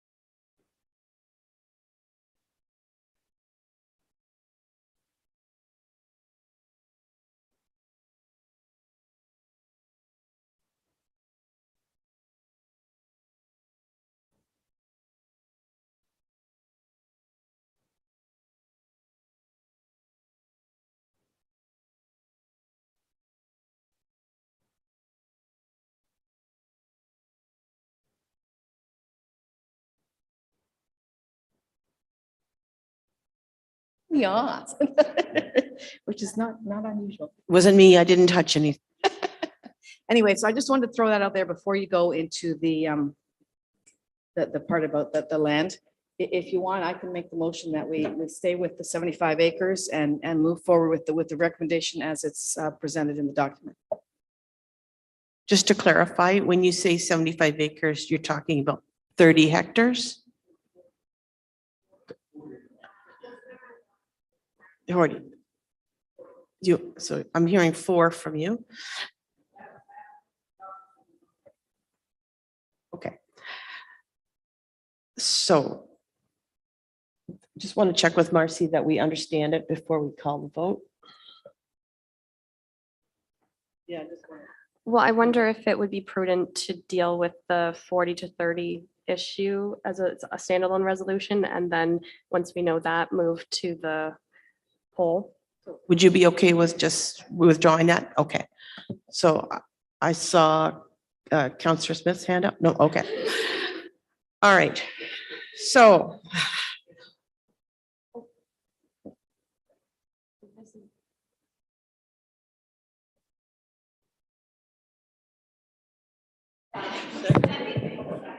I'm setting the motion for 40 hectares.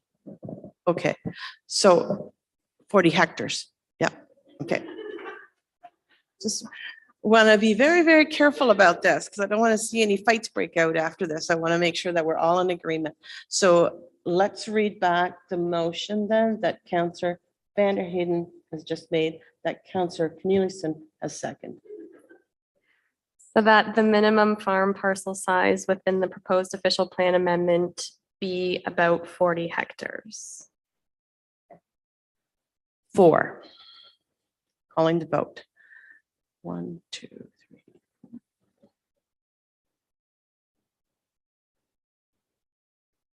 I should get 2 votes when you have a hand that big. All right, so 5, 4, okay, 4. Yeah, and then, yeah, well, no.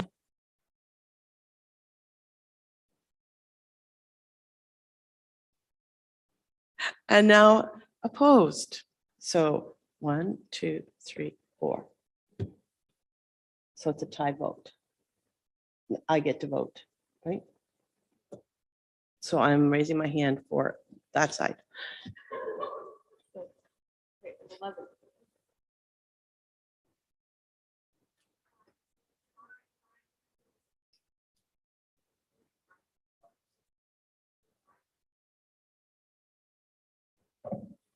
Brad was on that side. So it's lost. Yeah. Well, it was lots of 5s and 4s going on here. Okay, so Councillor Smith. Put a motion forward that the minimum lot size be reduced to 20 hectares. We have a mover on the floor. And now do we have a seconder for that? Councillor Roth.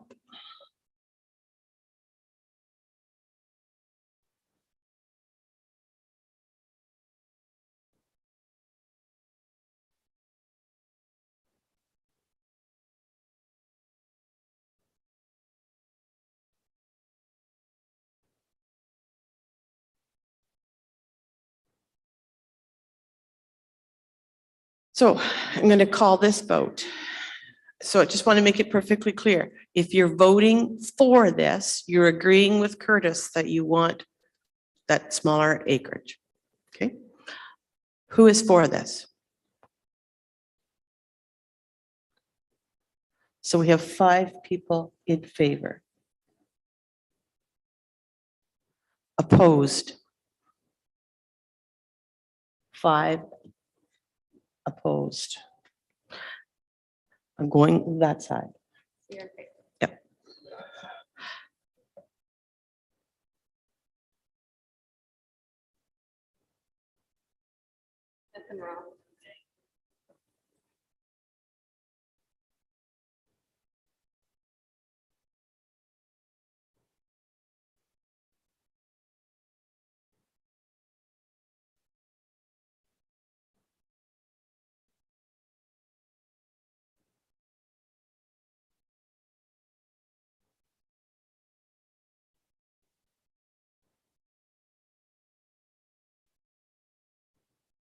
Councillor Vanderheden, go ahead.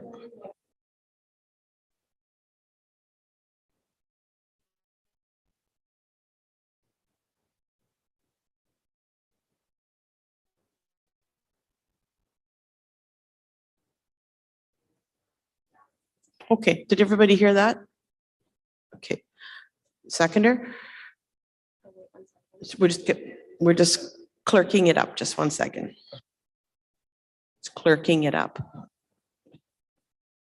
So that would be to remove the language in section 4.5.3.1 about regarding merger by automatic operation of law. Just so we're very precise.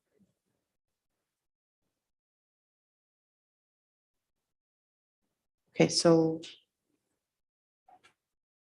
Yep, Councillor Burkhart Jessen, go ahead.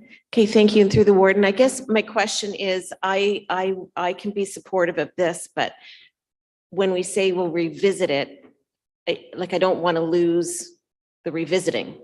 And how will we, I guess what would be the plan? How would we go about revisiting it? I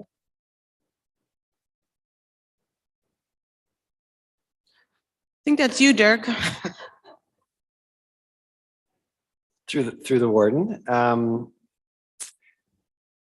I would endeavor to, we look into it. I guess I'm not sure how else to say. I could bring back a report that examines this particular issue more fulsomely. I could look for some examples elsewhere. I haven't been able to find any yet, to be honest. I would probably consult with Mr. Mahar about the sort of the legal parts of it. So I could bring back staff would bring back a report on this particular issue at a subsequent meeting. Okay, so we've got a mover and sorry, another comment. Go ahead, Councillor Smith. Thank you. Through the warden, just out of curiosity, Dirk, would there be a possibility instead of just fully removing the opportunity for this and updating the wording to say something similar to what we used to have, what was stated for surplus farm dwelling severances, where if it was inadvertently merged after a certain date.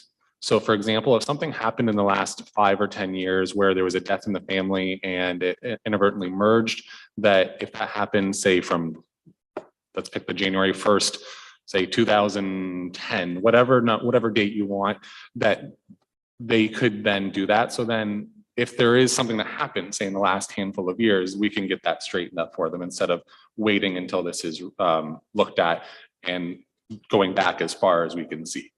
Because I think that's really what Councillor Vanderheyden is alluding to. It's how far back are we going? Are we going back to the 1950s, or are we going back to 1825? Like how far back is this happening? So I would rather see it changing it to a specific date than removing it altogether, just in the case of something that happened, in the last handful of years. Just an idea, and I know that's not speaking to directly the motion, but I just think that could be a good option. Okay. Any other comments? So I have a mover and I have a seconder, and I'm going to ask Marcy to read the motion. Dirk, was that section referenced correct that I had?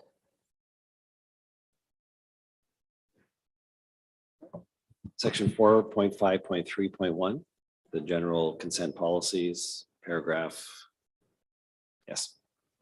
So the motion is to remove the language in section 4.5.3.1 regarding merger by automatic operation of law. All right, so I'm going to call the vote in favor.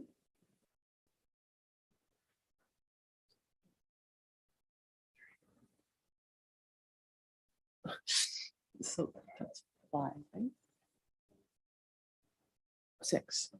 Okay. Opposed?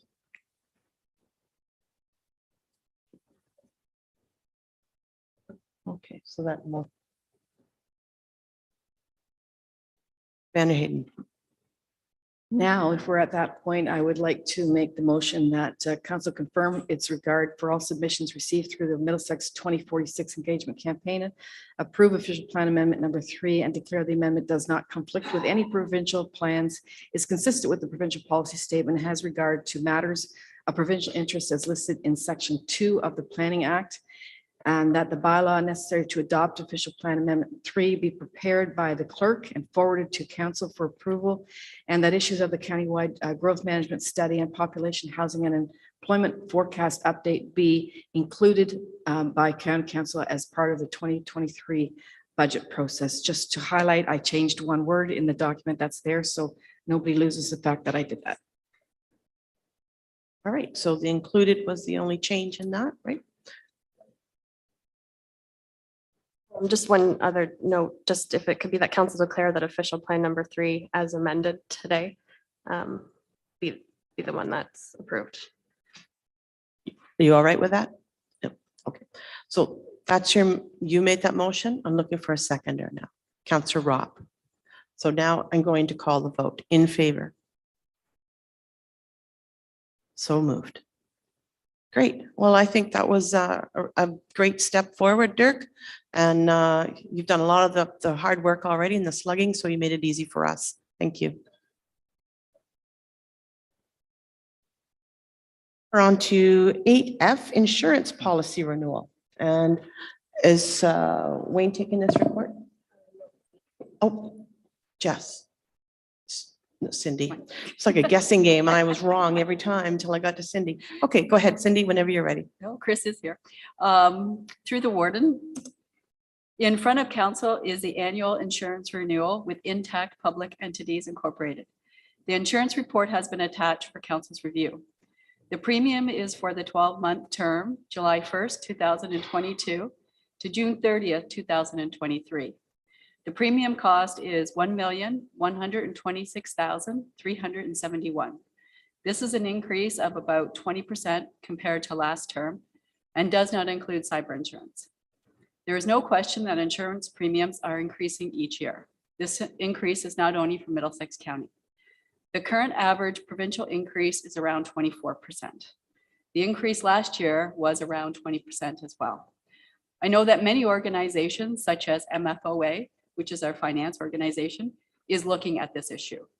In regards to cyber insurance, the county has submitted the required paperwork to the insurer. At this time, we're waiting to hear back from the insurer and will update council at a future meeting. Last year, the cyber insurance cost was just over $28,000 and required a lot of work to prepare for that. The insurance premium deductible is still at $25,000. If the deductible was increased, staff would have to absorb this additional work. And we did do a little bit of a cost analysis, I believe in 2017 on that. I recommend that the insurance program with Intact be renewed. I'd be happy to answer any questions, as well as Chris on the line here. And Tony is also with us from Intact today. Great, thank you. So any questions for any of those three individuals just named? Seeing none, then I'm looking for a motion. And that's Councillor Robb, seconded by Councillor Elliott. All in favor? Great. Moving on now to 8G, the former Strathmere Lodge lands easements. And that would be Wayne's report. Oh, that's correct. Thank you, Madam Warden. And through you to council. In 2021, the county sold former Strathmere Lodge vacant lands, other than those which it needed for the home for the aged, to SLD Group. And the sale was subject to some legal undertakings for the registration of easements in favor of the county for the lodge's sanitary sewer and water line, which were to be registered at such time when the development process commenced. SLD Group continues to plan to develop the large portion of the lands as a residential subdivision and the smaller commercial parcel of the lands directly adjacent to Albert Street for commercial purposes and potentially for a commercial residential multiple story mixed building. At this time, the development of the smaller commercial parcel is commencing through a sale of the commercial parcel to a company called Debaski Incorporated. So such marks the commencement of the development of the lands, and that is the trigger for the easements benefiting the county's retained Strathmere Lodge property to be registered. And the attached two agreements are in appropriate form for the sanitary sewer and waterline easements benefiting the county to be registered. I have highlighted in yellow on the reference plan the two easements. Part 4 and 5 is for sanitary sewer, and that is set 3 meters on each side of the existing sanitary sewer. And parts 2 and 4 is for water line, which is also at 3 meters on each side of the existing water line.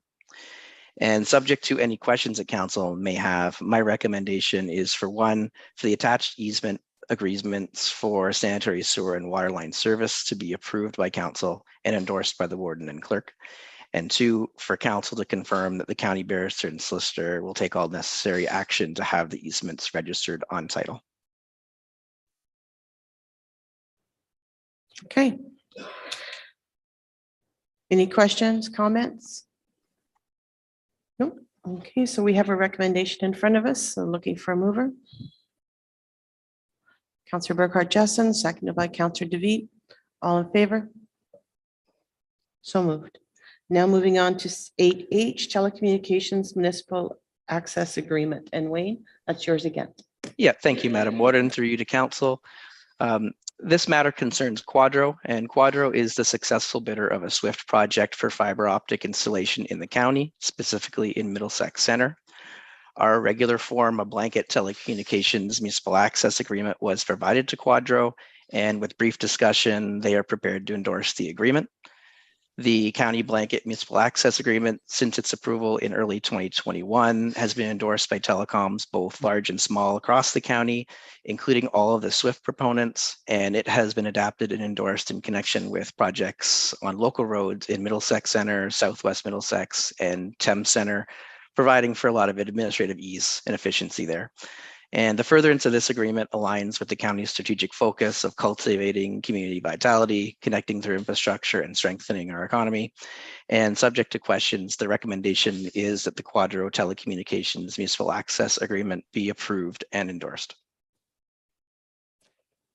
Okay, any questions regarding that report? If not, I'm looking for a mover. That's Councillor Mayhew, seconded by Councillor Brennan. All in favor? So moved. And now moving on to councillors' comments and others' business. Councillor Burkhart-Jessen. Thank you. And through the warden, I just want to pick up on a remark that you started your remarks with, and that was with reference to FCM and Councillor Vanderheyden. I attended FCM last week along with the warden, and it certainly should not go unnoticed the accomplishment that Councillor Vanderheyden has made this past year as president of FCM. Last year, when she was sworn into that position, it was done virtually, and for the most part, she missed most of the pomp and circumstance that surrounds it. But being at the conference and seeing her there with her colleagues, with the people that she has worked quite closely with for the last year, it cannot go unnoticed by the county. She was there as our representative, as much as she was always being introduced as Mayor of Strathroy Caradoc. She was there as a County of Middlesex FCM representative, and that's where her journey started. And I know I will be as bold to say that I'm speaking for the warden. We were extremely proud to be there for your opening remarks and for your closing remarks, Joanne. You have served your community well, and I think you really need to be congratulated for that.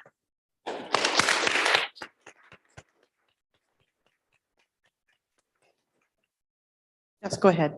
Thank you very much. And I really appreciate that you were both there. It felt like I had colleagues that were close by that were taking care of me, even though we hardly saw each other because I was so busy. I try to downplay these things because it's an opportunity for us to really work for our communities. It's not lost on me the magnitude of what last week was, because it was absolutely incredible. I want to thank County Council for your support and helping me get started on that road, because that's how this happened with your nomination. I also want to thank you for the flowers that were nicely at my house, because that was just a little thank you, and I really appreciated that. And you know, I'm going to be past president for a year, so I'll still need your support moving forward, and I'll continue to fight the good fight for small, urban, and rural, because, you know, as they said right off the station, it wasn't just from my lips this time. Cookie cutter doesn't work across the country. We need to make sure that we work for small, urban, and rural with different formulas and different processes, because we all deserve to have a part in the recovery of Canada, and we work on behalf of our citizens. So thank you so very much. And hopefully I never have to speak French again. All right. Any other comments before we move on? Councillor Rob. Thank you, Warden. I always like to brag about our youth in our community. And I didn't want Councillor Burkhart-Jessen to say this one, but I want to congratulate Jocelyn Amos. And she is from North Middlesex. She was named to the under-18 national hockey team. And I believe last night she scored the game-winning goal against the U.S. in the gold medal game. I want to congratulate her. We brought this up at our local council. We like to highlight our youth. But since that, she scored this goal, and congratulations to the Amos family, to Jocelyn. And just wanted to, for another young woman who has done a great job.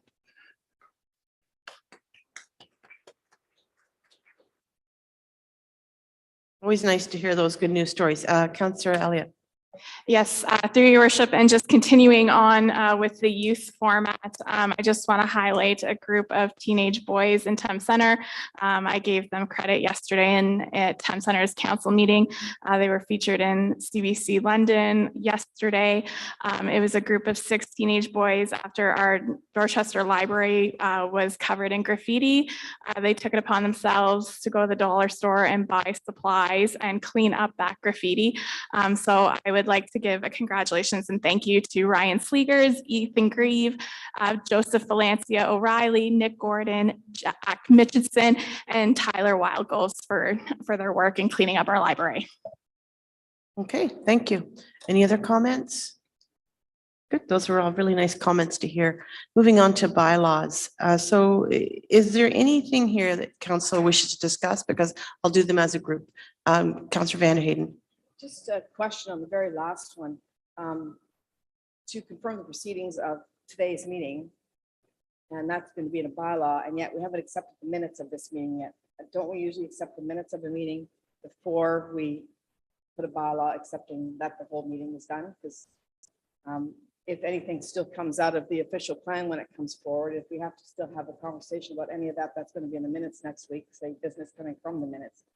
How do we have the opportunity to go back when we've already passed a bylaw? Pass that one on to the clerk.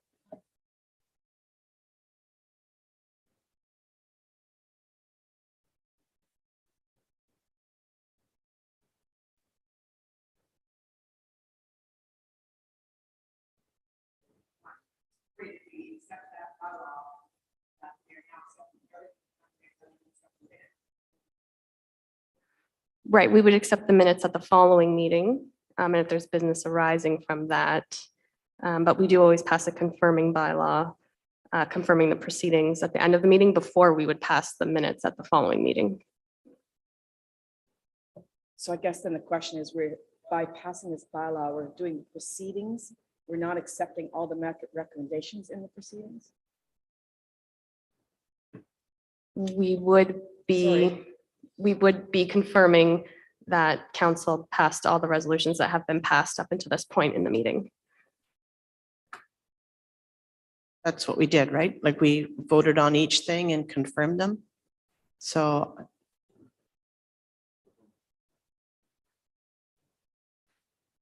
I'm just afraid if we accept this, that we're accepting everything in the minutes that may still come up at the next meeting. Well, That's not.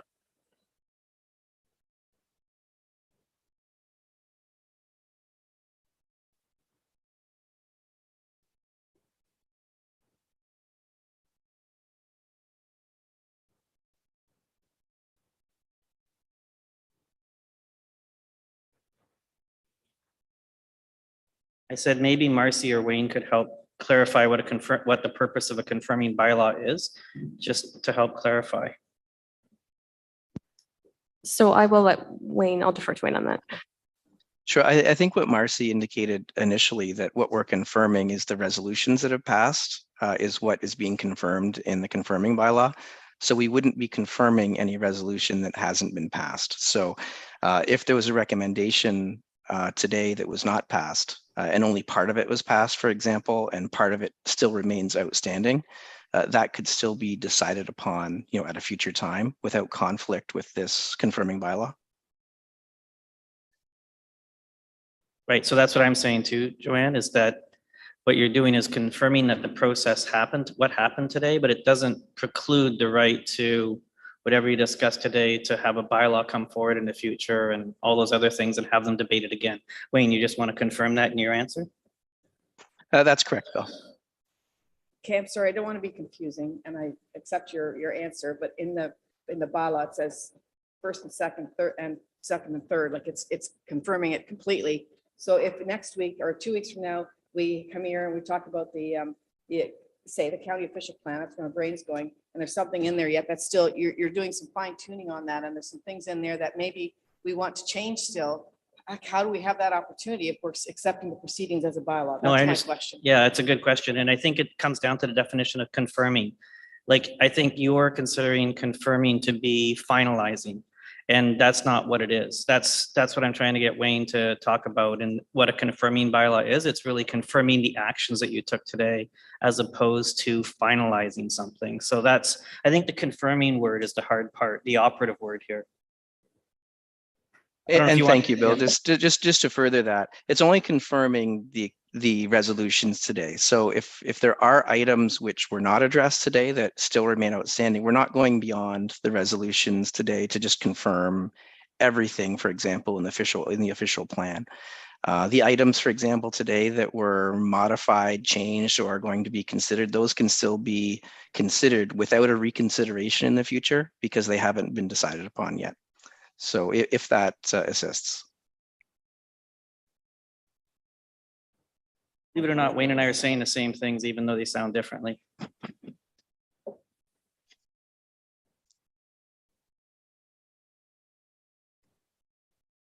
Does that answer that? Everybody's good? Okay, so moving on then. Is there anything else you want to discuss about the bylaws before we go through this? So from 10A then to 10M, I'm looking for a mover for first and second reading. Counselor Elliott, seconded by Counselor DeVitt. All in favor? So moved. And now we have a third and final reading for 10A to 10M. So looking for a mover? Yeah, Counselor Rob, seconded by Counselor Burkhart Jessen. All in favor? Opposed? One opposed. Okay, and now we're going to move into the committee of the whole. So now that would be to 3:06 p.m. Looking for a mover to move in. Counselor Vanderhayden, seconded by Counselor Mayhew. All in favor? Okay. So delegations, any delegations? No, okay. Action items, and Marcy, I believe this is yours. Thank you, Warden Warwick. This is a use of social media for business purposes policy that was prepared as part of phase 3 of the communications strategy RFP. It replaces IT policy 9.01, our existing corporate use of social media policy, and incorporates the recommendations outlined in our communication strategy.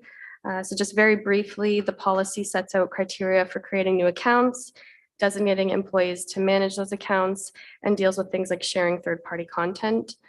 In terms of managing social media accounts, it requires compliance with corporate visual identity guidelines, privacy and accessibility legislation, minimum post requirements, and minimum response times, with those last two items being set in consultation with the appropriate department head.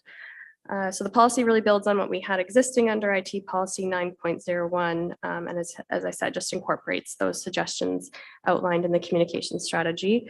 And I'd be happy to answer any questions. Any questions? Nope. All right, that was pretty easy. Looking for a mover? Counselor Elliott, seconded by Counselor Mayhew. It's that deadly time of 3 o'clock. Everybody must want to get their hands up. All right, and all in favor? Good. Now we're into 11B2 restricted acts after nomination day. Thank you, Warden Warwick. This is a report on section 275 of the Municipal Act. That section restricts council from taking certain actions in the period leading up to an election, commonly referred to as the lame duck period. There are 4 restricted acts during a lame duck period, namely the appointment or removal from office of any officer, the hiring or dismissal of any employee of the municipality, the disposition of any real or personal property of the municipality, which has a value exceeding $50,000 at the time of disposal, and the making of expenditures or incurring of any other liability which exceeds $50,000. Note that the last 2 items on that list are not restricted if they were included in the most recent budget.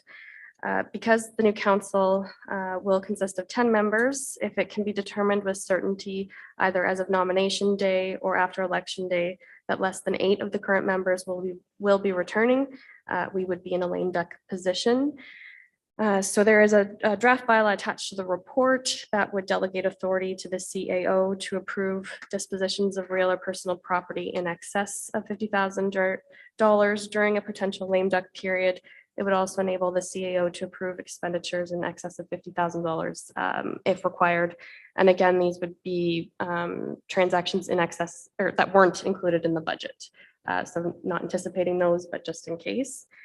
We are only proposing to delegate those two acts because under the Municipal Act, you cannot delegate the appointment or removal of officers. And the CAO already has the authority to hire or dismiss employees who are not officers. So the recommendation would be that the bylaw attached to the report be brought forward to the July 19th meeting. And I'm happy to answer any questions. Any questions? Nope, then I'm looking for a mover. Counselor Smith, seconded by Counselor Kneeson, all in favor? So moved. And now moving on to 11B3, Middlesex Center Official Plan Amendment, number 46-157-1145, Ontario Limited, file number 39 MC OPA 46. Dirk. Thank you through the warden. I'll try not to take as much time. This is the property right behind the Tim Hortons in Komoka at County Road 14 and County Road 16, if you're familiar with that area. It's a larger property, but the actual official plan amendment would redesignate about 2.6 hectares, a little over 6 acres, from a park and recreation designation to a medium density residential designation. The applicant has indicated, although there is no actual applications yet, that they are looking to build 2 5-story apartment buildings on that property.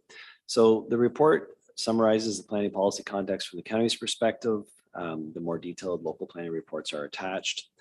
I did note in the analysis, this application was originally applied for in June of 2019, and then there were meetings in several public meetings locally as a number of issues were dealt with by Middlesex Center.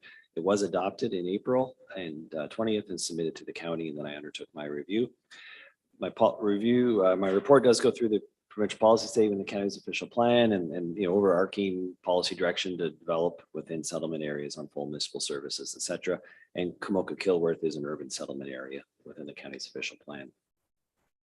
I did note that during the local process, there were a number of concerns expressed regarding the potential impact of the proposal on nearby lands.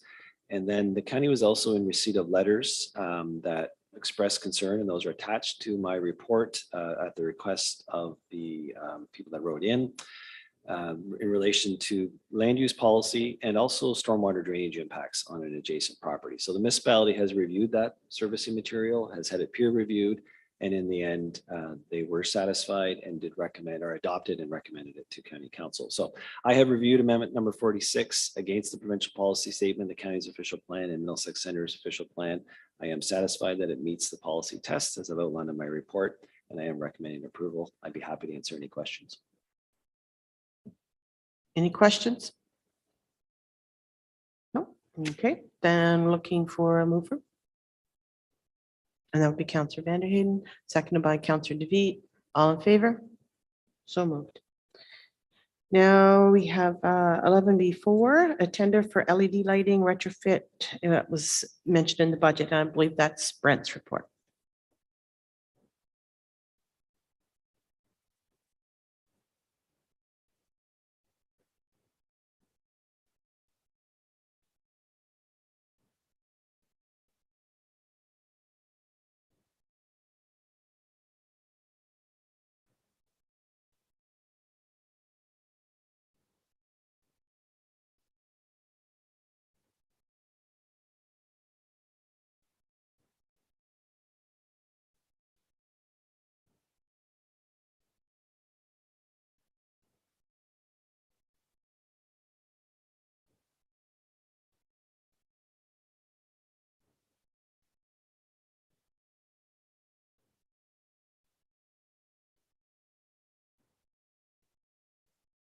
So Brent, sorry.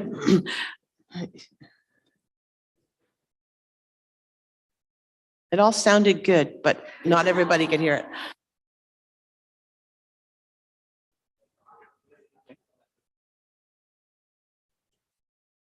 Sorry, when you want me to repeat or? I think you're gonna conclude have to. Yeah. Sorry. Um, So council approved the last phase of the lodge's multi-year LED retrofit project, LED lighting retrofit project in its 2022 budget. And the project was, of course, to conserve energy and minimize hydro costs. A request for tenders for the lighting project for the final phase was posted on the bids and tenders website. We did receive 3 bids prior to the deadline, and through the evaluation process, the contractor with the lowest bid was selected as the preferred vendor, and it was at a price that was below budget. So I am recommending the council approve the contractor agreement and then the necessary bylaw authorizing the warden and clerk to execute the agreement be prepared and submitted to council for approval. Sounded even better the second time you said it. All right, so any questions regarding this report? All right, then looking for a mover. Councillor Ropp, seconded by, Councillor Richards. And I just saw the hand come down. And I'm going to call the vote. All in favor? So moved. And now moving on to correspondence and information items. So listed is 11C1 to 11C10, and the recommendation is that they be received for information. Any questions? Seeing none, looking for a mover. Councillor Mayhew, seconded by Councillor Defeat. All in favor? Okay. And now moving on to 11C11, all the way down to 11C16. Any questions about those?